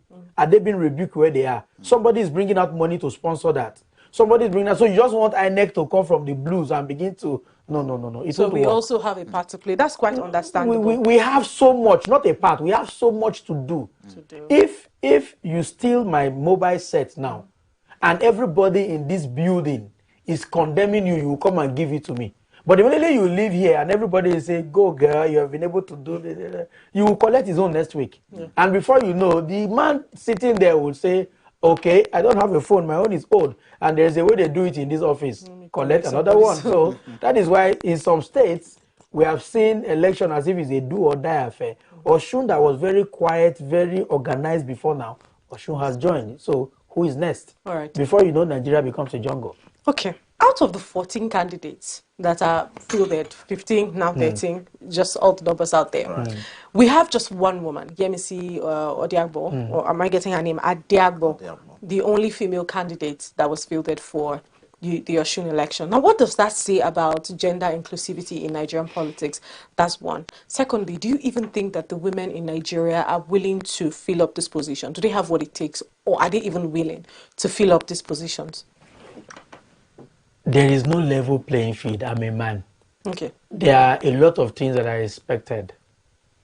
If you are a candidate, for example, and you are married to me, and they are fixing meetings in odd hours and some other things, you have children, at the end of the day, you are coming back home. And you know the way the way God designed women, they nurture. So there is a limit to which they can abandon their own. That is why you see that most times, women join politics when they are of age. Their children are grown. A lot of things have happened. Even some of them, if you study closely, they are in an organized marriage, a very simple marriage where everybody is running their own thing. So inclusiveness, women are doing well in other fields, but the kind of politics we play in Nigeria makes it difficult for women to be actively involved. And the way they are with this 70% or 30% affirmative action, whatever it is being called. Reserve seat bill. You don't need to reserve a seat. It works. The women in banking, nobody reserve any seat for them. Work and get it. Those women that worked and they got what they got with their voice, they are the ones telling us to reserve for the women that don't want to work. So for me, I don't believe that women can be relevant in other areas. You must not be an elected official to make a difference. So most of the time, we overemphasize this inclusiveness to mean if you are not in politics, you are not doing well. We have seen women do well in areas of science. Arotile, the late one, God bless her soul. She was flying jets, a place that men dominate with her age at that level. If she should use that energy to go into politics, she cannot even win a councillor. So let people concentrate in, for now, Nigeria. Because even as it is, the almighty America that we're talking about, you know how Electoral College removed Clinton and you know what happened. So most of the time, let's concentrate on areas where we have comparative advantage. When we are strong enough, we begin to enter these other places. The shouting and agitation is good. But if that is a yardstick with which we measure participation of women and gender inclusivity, we will be getting it all But wrong. I do believe that there are women who can take up this position. So from the angle where you're coming from, saying that you don't, because I mean, I share in the same perspective with you. Why are seats being reserved for women and persons with disability, because that's how it is being labeled, for reserved seats for women and persons with disabilities. So many people have oftentimes come to talk about it as that kind of looks like, you know, these women are from a disadvantaged position. And I agree with the fact that the Nigerian politics is not necessarily designed for the woman to be a participant, but there are women who are willing to participate in political activities, you know. So that important faction, I know that they can thrive in other areas. That important faction, is it not important that the government pays attention to these people who are willing to represent anyways? What is the level of support that women have for other women? No, that card. Amongst themselves. I'm not playing a card. Let's not play that card. Wait, no, we are not. I'm not playing a card. Now, let me tell you. If we want to pretend, we can pretend for all we want. The biggest opportunities of my life were given to me by women. Sitting down right here. You were not a threat to them. Really? Yes. Okay. If you are, have you not seen mothers and their daughters not talking? I've seen cases where mothers will tell their daughter, go and marry your father, since you are the one that want to marry him. You are the one standing in the gap. You feel, for you feel it's inconsequential. No. You see this, my brother here. It will get to a stage, at a time when Ademola Adeleke was facing his dancing and whatever, Osun was not hot because of the Adeleke family. Now, when you start to come out and you become a threat and somebody believes, I should be there, not you, whatever is coming to you, don't forget, Beta Edu, the one that was removed. It was an allegation. Olubumi Ete, she wanted to do something and she was impeached. How many of these NGOs that are women dominated that came out and said, this is what we want to do. If you don't do this, you don't do that, you don't do that. Power is not given. Power is taken. We have more women that vote. We have more women. How come the women don't win? If I'm talking to you, against your own gender, and you know that your gender can do better, what happens to you that when I now bring a bag of salt, I'm not saying you take a bag of salt anyway, and I bring a bag of salt on the election day, you say, look at matter. Don't mind now. In short, let's follow those ones that can. Women are supposed to be in kitchen. Have you seen what women do? Electoral malpractice can also be part of the reasons why this is not happening as much as definitely. Let's talk about the security situation as well in Osun State. Earlier on we had a conversation, and we talked about the fact that there's heavy presence of security in Osun State as we speak now, right? And our guest did mention that some voters might be intimidated because of that heavy presence of security personnel. But what can security personnel do differently to ensure that even though there's a heavy presence there, they don't come with intimidation to the voters? They don't actually intimidate. You see, there is this bias already. Now, we trace it back to the colonial era. When they came, the police we have today was handed over to us. Most of those formations we have, they were handed over to us. They needed to oppress us to take charge of our own territory, as it were, before we got independent. When they left, we got our own independence. That orientation has not changed. The person, look at this common phrase, bloody civilian. Are you getting it? If I'm seeing a policeman, I'm seeing a soldier, I'm seeing any uniform person, my mindset is that this person wants to oppress me. The mindset, default, the mindset of the other military person or uniform person is that this bloody civilian wants to disobey me. I'm talking and he's talking back. If you notice, whenever there is any disagreement between a law enforcement agent and a civilian or an average Nigerian, you will see that law enforcement agent, the whole thing is, how dare you question me? So the bias is there. It's not because of the election. The person going to vote already believes that this policeman has been compromised, even if it is not true. Right. Then the policeman or the soldier or whoever is there wearing a uniform believes that these people are unruly. You know that they live a regimented life, a life where you obey before you complain. But an average civilian wants to complain. That after obeying and I complain, of what use is that to me? So it is just a matter of bias. But you would agree with me that in recent time, the Enlightenment, you now see soldiers that are very friendly, policemen are very friendly, but how many of us even know our rights when it comes to demanding protection? I was talking to a policeman. I was on International Assembly the day those people try to climb and some other things happen. And this policeman was talking to me. I said, no, I don't have a problem. You are here to protect me now. I'm not afraid of you. Why should I be afraid of you? And one lady answered in pidgin. He said, you know they fear police. Even police, they fear police. So she wants me to fear her. And I told her, no, you are here because of me. You are here to protect me. So if we have this orientation, I told one of the DSS spokesmen at the time, I said, at the training school, let enforcement officers be trained. The current IGP, this who said it recently, said they are using the money that they are paying as tax to buy equipment for you, and they're using that equipment to kill them. Is that proper? He was putting the question to them. Those of us that are journalists, we were taught to report and be damned. So whenever you see any law enforcement agent, you feel, I have the power of the pen, let me just use it. The person that is carrying a rifle was trained that use this rifle to whip them into order. So the aggression that you are seeing is like what I told you, real depth and apparent depth. It might not be the real thing. It's what the social media, and sometimes for you to be able to do something bad, you have to create an environment. When armed robbers want to operate, what do? They first of all come, shoot sporadically everywhere, let people run for safety, then they do what they want to do. So that might just be nice. All right. Let's talk about, because now we have spoken about this, we're spoken about gender, and I'll ask you the same question about youth participation in politics. For all of these candidates, I think it's just one 39-year-old. That's the youngest person of all the candidates that were present, that were presented for this election. How inclusive do you think that we as a people, using Osun State as a case study, in youth participation in politics, especially when it comes to candidacy and voting? In Nigeria, is the politics of money. Youths can't afford it.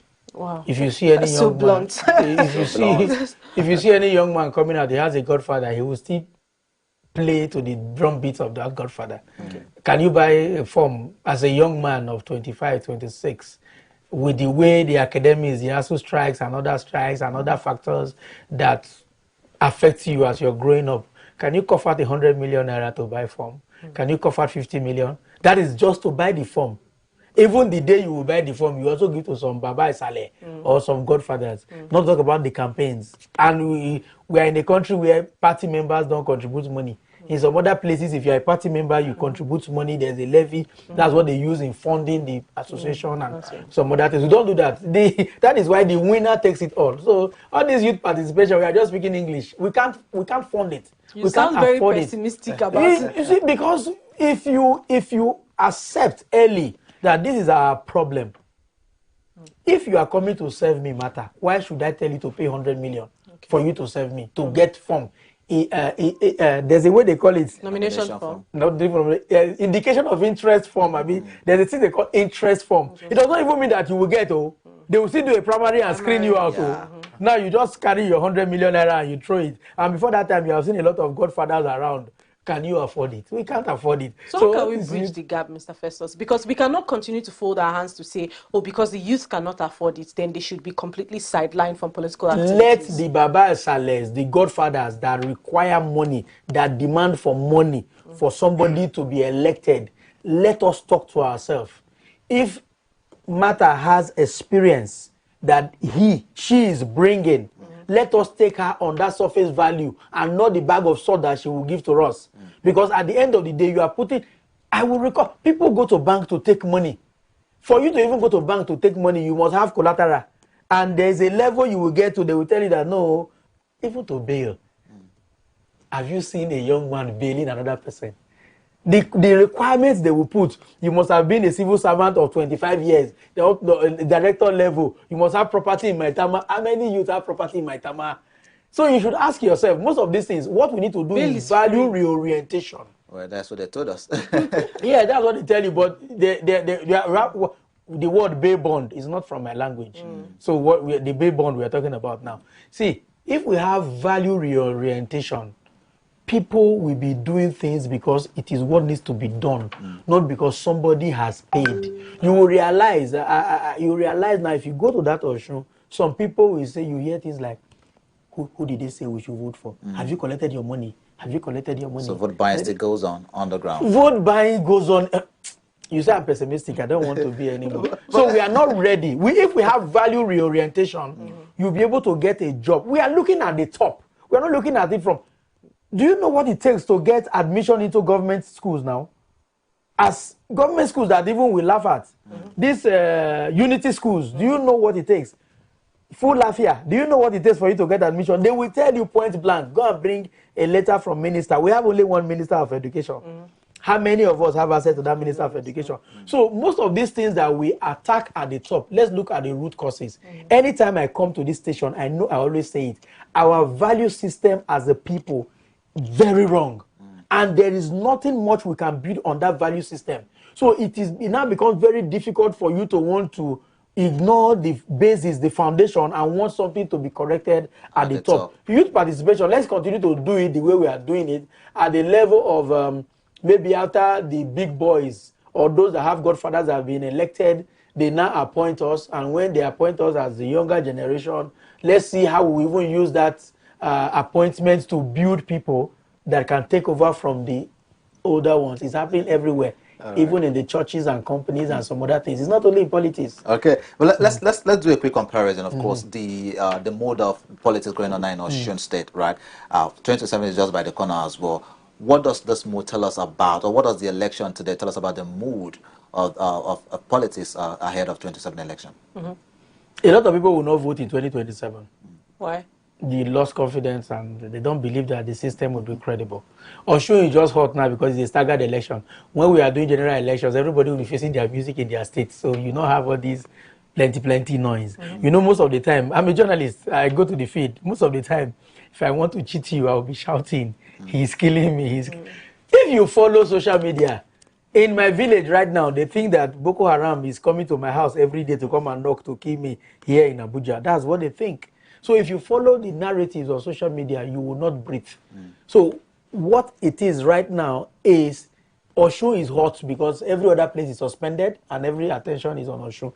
If we now face our music individually, which we are going to have in 2027, the tension will come down. Then a few people still believe that, I beg, that their votes don't count. So instead of you to go there, we were speaking of just now, and I told you that I don't like covering, and I was supposed to be there, and I don't like covering what I experienced at the time. Those that were supposed to protect me did not do anything. If I died, my family would suffer, nothing happens. So a lot of people don't want to risk their life because they don't even believe in the outcome. We just do it as a ritual every 4 years, and you realize that political participation is reducing. The candidates, aspirants, or hopefuls are increasing, but the participation, look at the number of votes we had in the last general elections compared to what we are going to have this year. Now compared to the number we've had in previous, so it's reducing. Okay. All right, Mr. Festus. Now, we asked Mr. Caleb this question, and we're going to put the same question across to you. We have 3 popular candidates for this election. We're talking about ADC, Accord, and APC. All 3 of these candidates happen to be the ones that, you know, have made the loudest noise on social media. So looking at all 3 of these candidates and the political infrastructure of Osun State and, of course, the natural resources, as you did rightly mention previously, who do you think is a candidate that best fits the Osun people and can help drive the Osun people from where they are now to where they need to be? I'm not in Osun State, but the feelers I've gotten from Osun State is that the current governor is not doing badly. Okay. Now, there are a lot of things I heard you people say on sets when Caleb was here. Well, the only IGR, I heard him say that people are waiting for money from Abuja. It's the best thing to do. Why? The only IGR you can do is to tax the people in your state. There are a lot of laws, there are a lot of limitations. If not for this president now that now endorsed that people cannot generate power independently. As far back as 1999, states built independent power projects. The federal did not allow it to work. Do you know, at least you know, AEDC is a private company. As an estate, you contribute money, you buy transformer. They will say the transformer is their own. You cannot even do anything about that transformer. So even all these resources that we're talking about, there is a limit to which you can go as far as exploration is concerned. So the best way for states to generate money, which makes it difficult, makes it look as if they don't even know what they are doing, is just to tax the people. Tell them if you park your car, you pay. If you do this, you do. But when it comes to doing this, so the current governor, Adeleke, is doing well. What the people, Nigerians don't want something very let them have roads. Give them electricity. Make it easy for their children to be employed after they graduate. We have been wrongly brainwashed that university education is the only way to make it in life. We call all these other informal sectors as if they are not education. They are education. We have seen people that we understudy somebody that is cooking rice and they become the best. If you want to eat amala now in Nigeria, do you study amala in any university? But in Abuja, if you want to eat amala, you have 1 or 2 places to tell your friends. And if you go there, you realize that those people might not necessarily be graduates. But they are doing well. Others are understudying them and they are doing well. Look at this apprenticeship thing they have in the southeastern part of the country. Is it a university? No. So there are a lot of emphasis on education. So parents struggle to make sure that their children are educated, thinking that immediately they graduate, it will be uhuru for everybody, and now there is no job. So I know Adeleke will do well. The other people, we have not tested them. What is and what ought to be are 2 different things. At least we have tested Adeleke. And the former governor now, Aregbesola, we knew what he did with some of his schools and some of the reforms. You understand? So give this man a chance. I don't like politicians because all of them, they drink from same cup. So no matter you see them fight, they have a way of settling themselves. But I believe that Adeleke will do well based on what I have seen. Okay. These other ones that are coming, they are telling us what they want to come and do. But you have already tried someone. We have tried someone. Let's give the person a chance and let the person continue. Because the feelers I got on ground is that the man is doing well and they are happy with him. An average Osun man does not need so much to be happy. It's like Benue State. Let that basic things of life just be there and they are okay. All right. Finally, from my end, basically, when the dust settles in Osun State, when the results have been announced, what should the people of Osun judge this election on? Is it based on who won, how they won, and what happens after, and the process that led to it as well? Those that are fighting in Osun are not mostly from Osun. Those that are bringing trouble into Osun are not from Osun, they are from outside.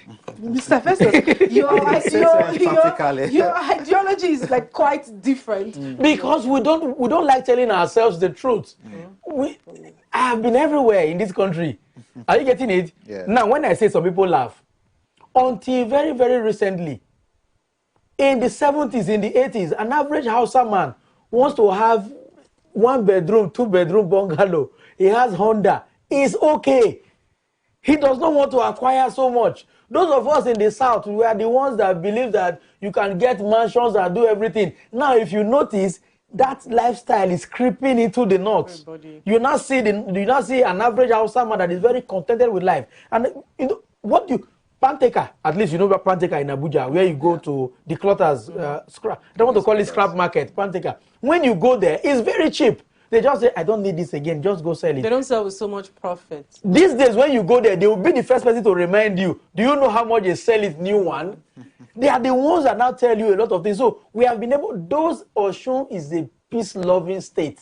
They don't have time for all this plenty turenchi. Those of us from Lagos, we schooled in Ibadan, they used to tell us, you people are the ones that bring problem to us in this Ibadan. Their lifestyle, they are just okay. We are the ones that will go and tell, Martha wants to get that house, I will pay you double. Let me get the place. An average Ibadan man does not want anything. So when they see us, they say, you people are the ones, whatever is happening in Osun now is coming outside of Osun. It's not inside Osun. So after the elections, the naysayers or the spectators, they will all leave. So my advice to Osun people is that shine your eye. Anybody that helps you to destroy your father's house, when the rains come, they will be in their own father's house. You have something to explain. Thank you so much, Mr. Festus. We definitely had a good time on this conversation this morning. Thank you so much for joining us here. Thank you very much. Thank you, and you're surprised that I'm different. Because that is the truth. You see all these, we know how trends work. But what is happening in Osun is external to Osun. When they leave, Osun people will tell themselves the truth and they will live together. That's just it. All right, people, it's still Osun Decides, and we're talking everything about the elections currently ongoing in Osun State.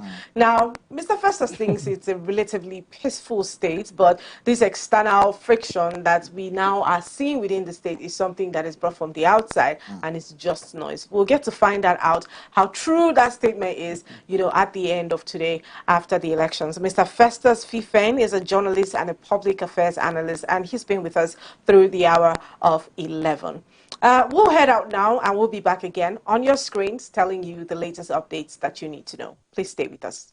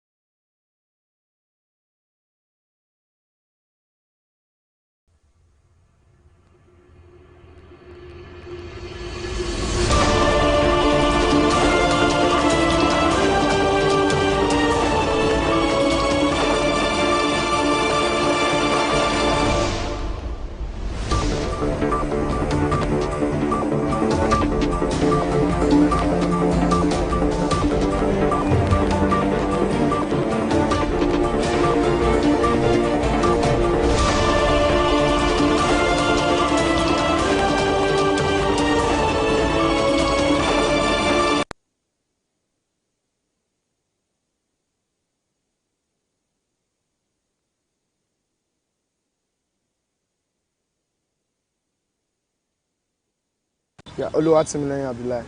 So my expectation about the election is I expect it to be free and fair because if you can notice, basically there are much security around. So I hope to be free and fair. I'm expecting just a free and fair election. No murder, nothing at all. So yeah, I'm expecting something good from the election actually. Yeah.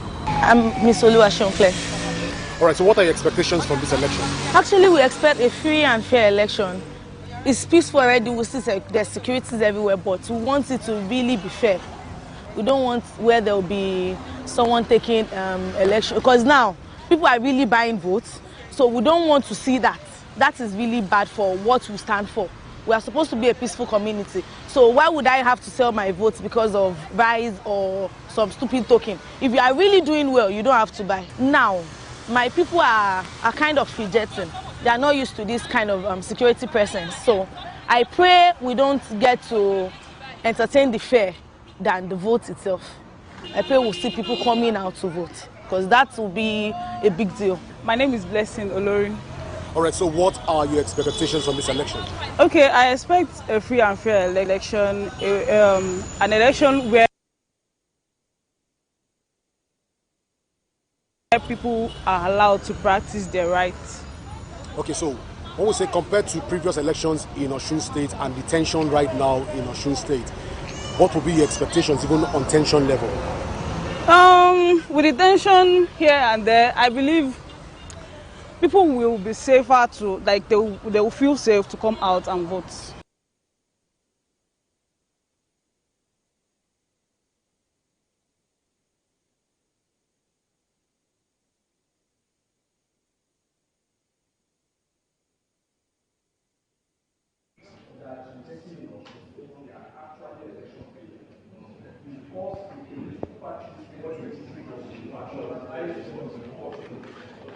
So not one like other places where they go with jobs today as their known competitors and those irrespective of the thought group they are interested in, they go to get their members to be part of it. Then they now see the faction within which is also causing intra-court related issues. You will see them killing themselves as if this is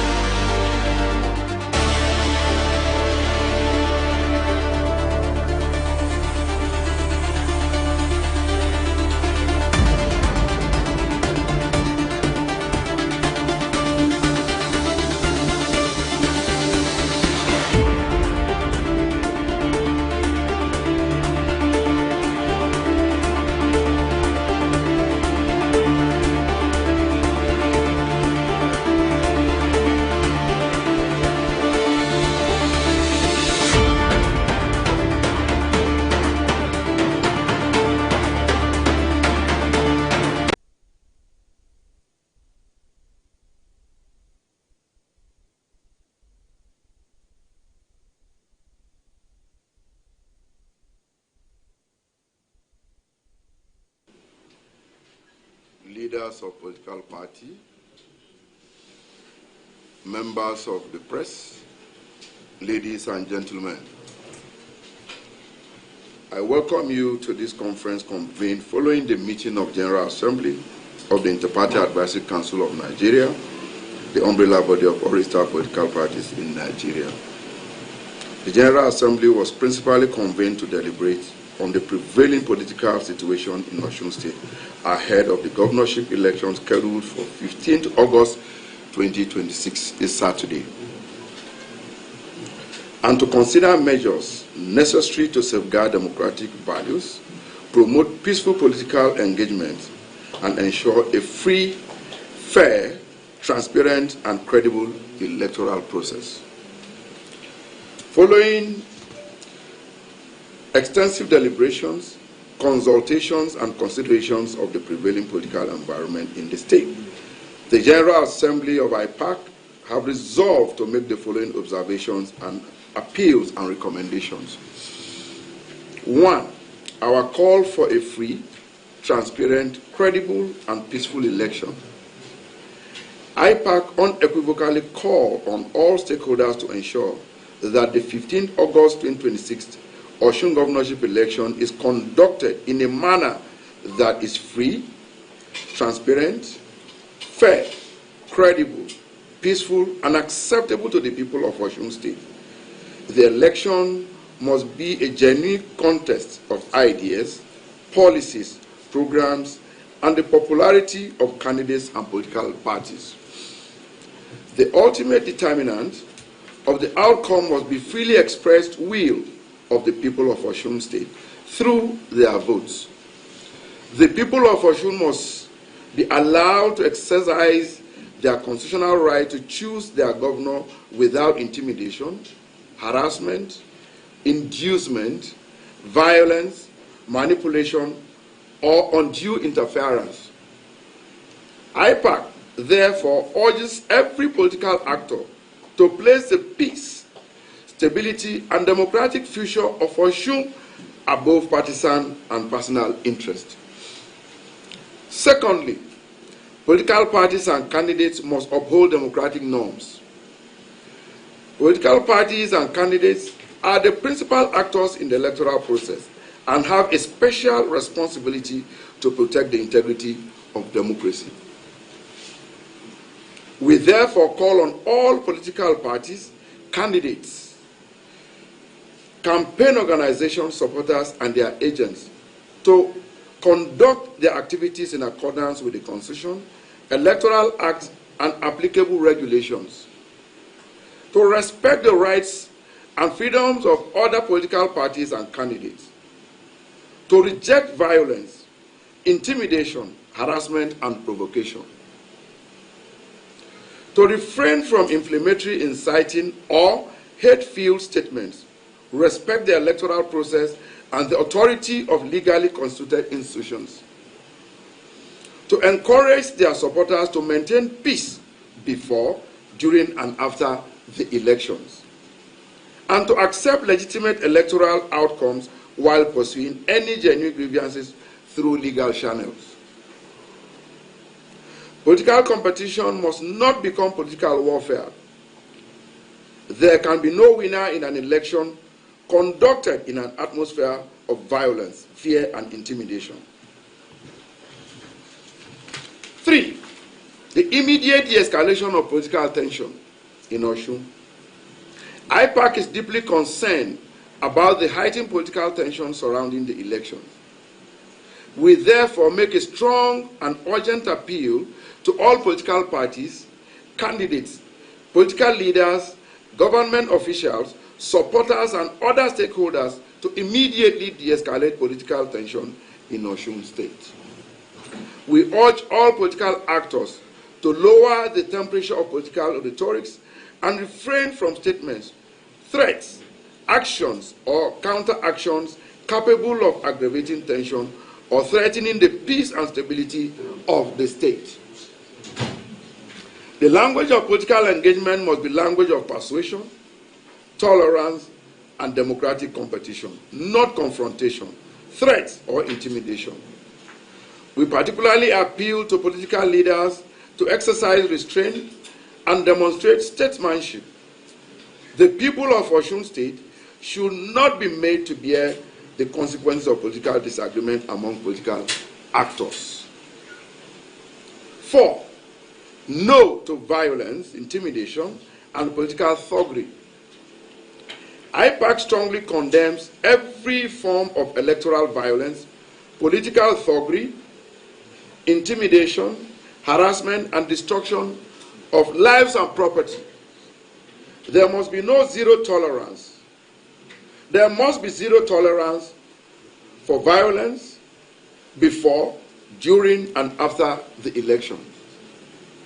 We call on political parties and candidates to publicly dissociate themselves from violent groups, thugs, and other agents of disorder, and to ensure that their supporters do not engage in acts capable of disrupting the electoral process.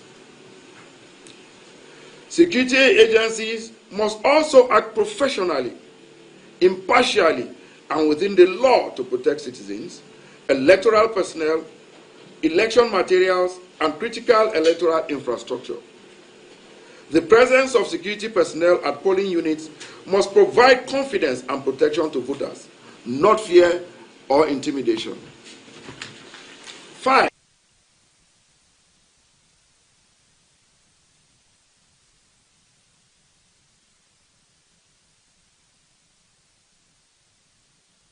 Commission, EFCC, in freezing the accounts of the Osun State government, describing the action as politically motivated and capable of undermining the effective administration of the state.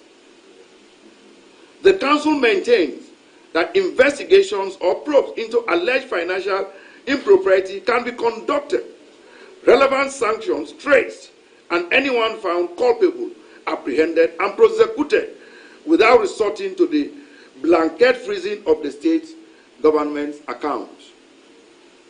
Freezing the account of a state government has far-reaching consequences, and it effectively deprives millions of citizens of access to public resources meant for essential services and developmental programs.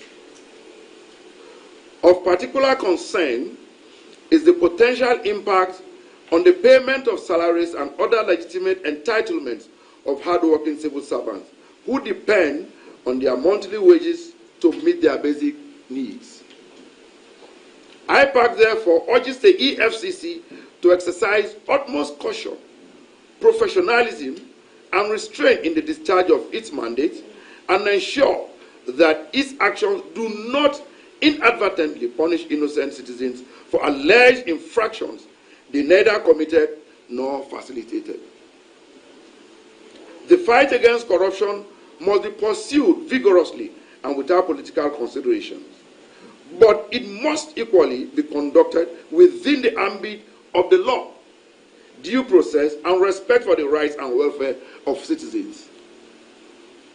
IPAC strongly condemns the use or abuse of state institutions, public resources, governmental machinery, or security apparatus to intimidate political opponents, suppress legitimate political activity, manipulate the electoral process, or influence the free choice of voters. Government institutions belong to the people and must remain institutions of the state, not instruments of partisan political competition. No political party or candidate to enjoy an institutional advantage merely because it controls governmental structure. All relevant public institutions must therefore maintain political neutrality, professionalism, impartiality, and strict adherence to the rule of law. IPAC will not support any attempt by any political party, candidate, or public institution to undermine the democratic rights of the people of Osun State. The ballot belongs to the people, the electoral process belongs to the people, and the outcome must reflect the will of the people simultaneously. 6. The Independent Electoral Commission, INEC. IPAC calls on INEC to conduct the elections with the highest degree of professionalism, independence, transparency, and impartiality. The Commission must ensure strict compliance with the Constitution, the Electoral Act 2026, its regulations, guidelines, and the approved timetable and schedule of activities for the election. INEC officials and ad hoc personnel must remain neutral and professional throughout the electoral process. We urge the Commission to ensure that 1. The eligible voters are able to vote without intimidation or obstruction. 2. Election officials are properly trained and adequately supervised. 3. The electoral materials are delivered to the appropriate locations on time. 4. The accreditation and voting process is conducted transparently. 5. Results are accurately collated and transparently announced in accordance with the law. 6. All political parties and candidates are treated equally. 7. Complaints arising during the electoral process are promptly addressed within the Commission's legal powers. 8. The integrity of the entire electoral process is protected from manipulation. 7, which is security agencies must remain professional and non-partisan. IPAC calls on all security agencies deployed for the election to operate strictly within their constitutional and statutory mandate. Security personnel must protect voters, candidates, party agents, electoral officials, and election materials without discrimination. They must not become instruments for suppression, legitimate political activities, or intimidating voters. At the same time, political parties and their supporters must cooperate with security agencies and refrain from actions capable of provoking confrontation or compromising public safety. The security of the people must remain paramount. 9. Rejection of vote buying and other forms of electoral inducement. IPAC also condemns the practice of vote buying and voter inducement in all its forms. The vote of every Nigerian is sacred. No citizen should be compelled, induced, or coaxed to exchange his or her vote for money, gift, material benefits, or political favors. Political parties and candidates must compete through their ideas, programs, records, and vision for the development. The electoral process must reflect the will of the people. IPAC's central message today is simple. Let the people of Osun choose their governor, not otherwise. No individual, political party, institutions, or groups should attempt to substitute its will for that of the electorate. The integrity of an election is not determined merely by the casting of ballots. It encompasses the entire electoral circle, from campaigning and voter mobilization to accreditation, voting, counting, collation, declaration of results, and the lawful resolution of disputes. Every stage must therefore be transparent, credible, and capable of withstanding public scrutiny. An electoral victory is only meaningful when it's obtained through a process that the people consider legitimate. 12. Respect for the rule of law and electoral dispute resolution. IPAC urges all political parties and candidates to respect the rule of law. Where genuine dispute arise, political actors should utilize the legally established mechanism for seeking redress rather than resorting to violence, self-help, or extra legal measures. The judiciary remains an important pillar of democratic governance and must be allowed to discharge its constitutional responsibility independently and impartially. Political actors should therefore have confidence in lawful dispute resolution mechanism and refrain from actions capable of undermining the authority of democratic institutions. 13. Our appeal to the people of Osun State.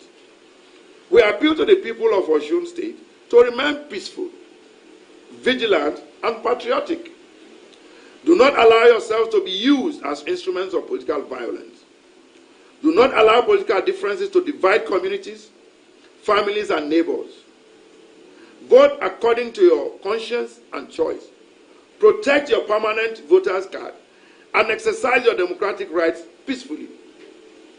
After voting, remain calm and allow the electoral officials to perform their duties.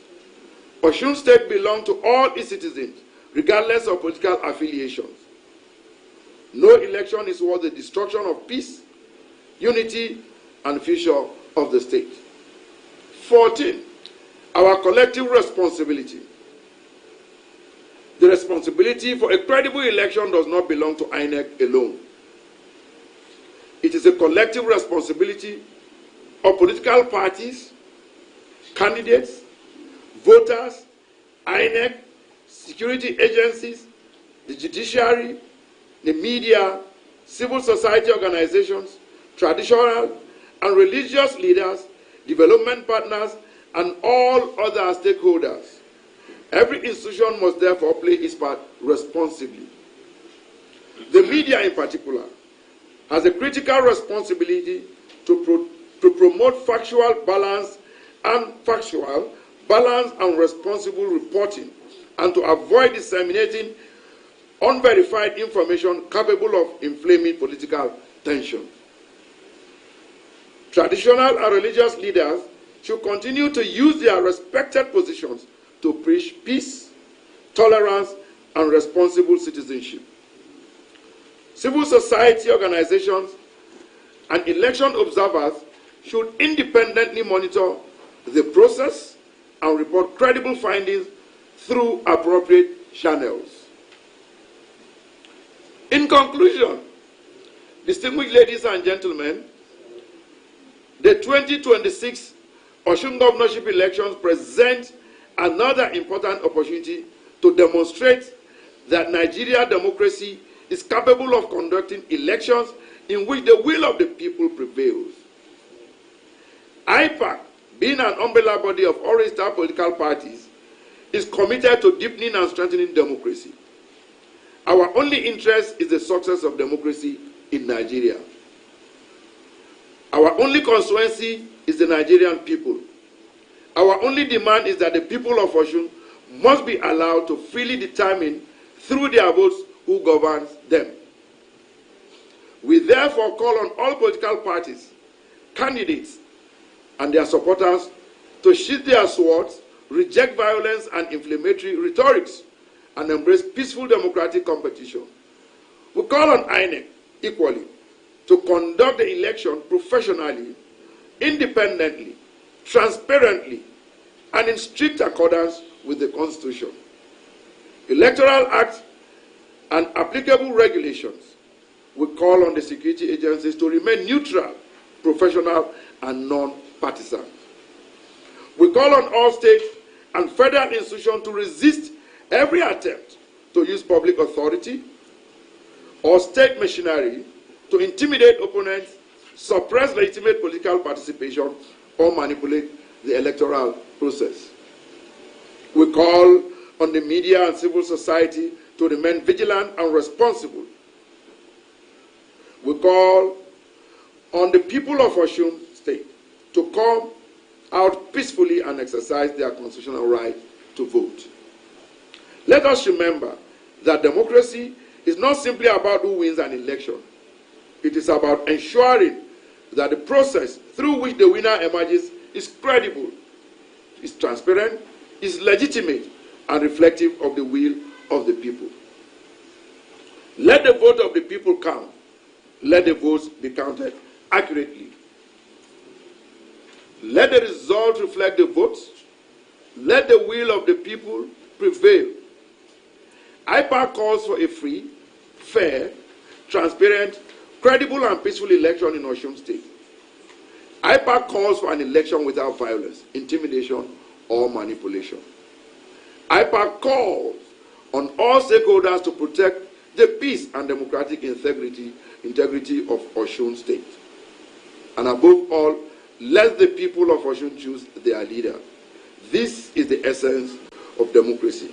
This is the responsibility of all of us. I thank you all for your attention.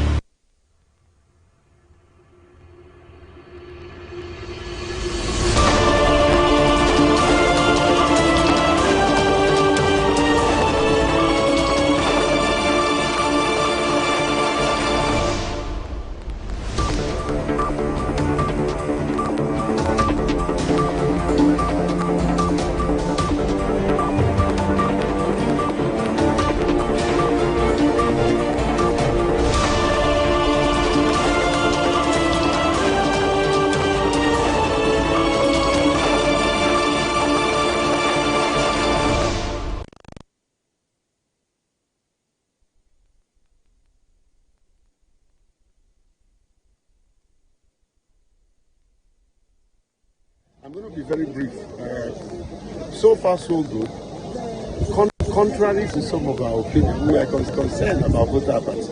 We're not seeing much of that. Again, I want to be very factual. Based on the polling unit that I have gone down, based on the place that I have been to, we have 150 observers. We are getting reports.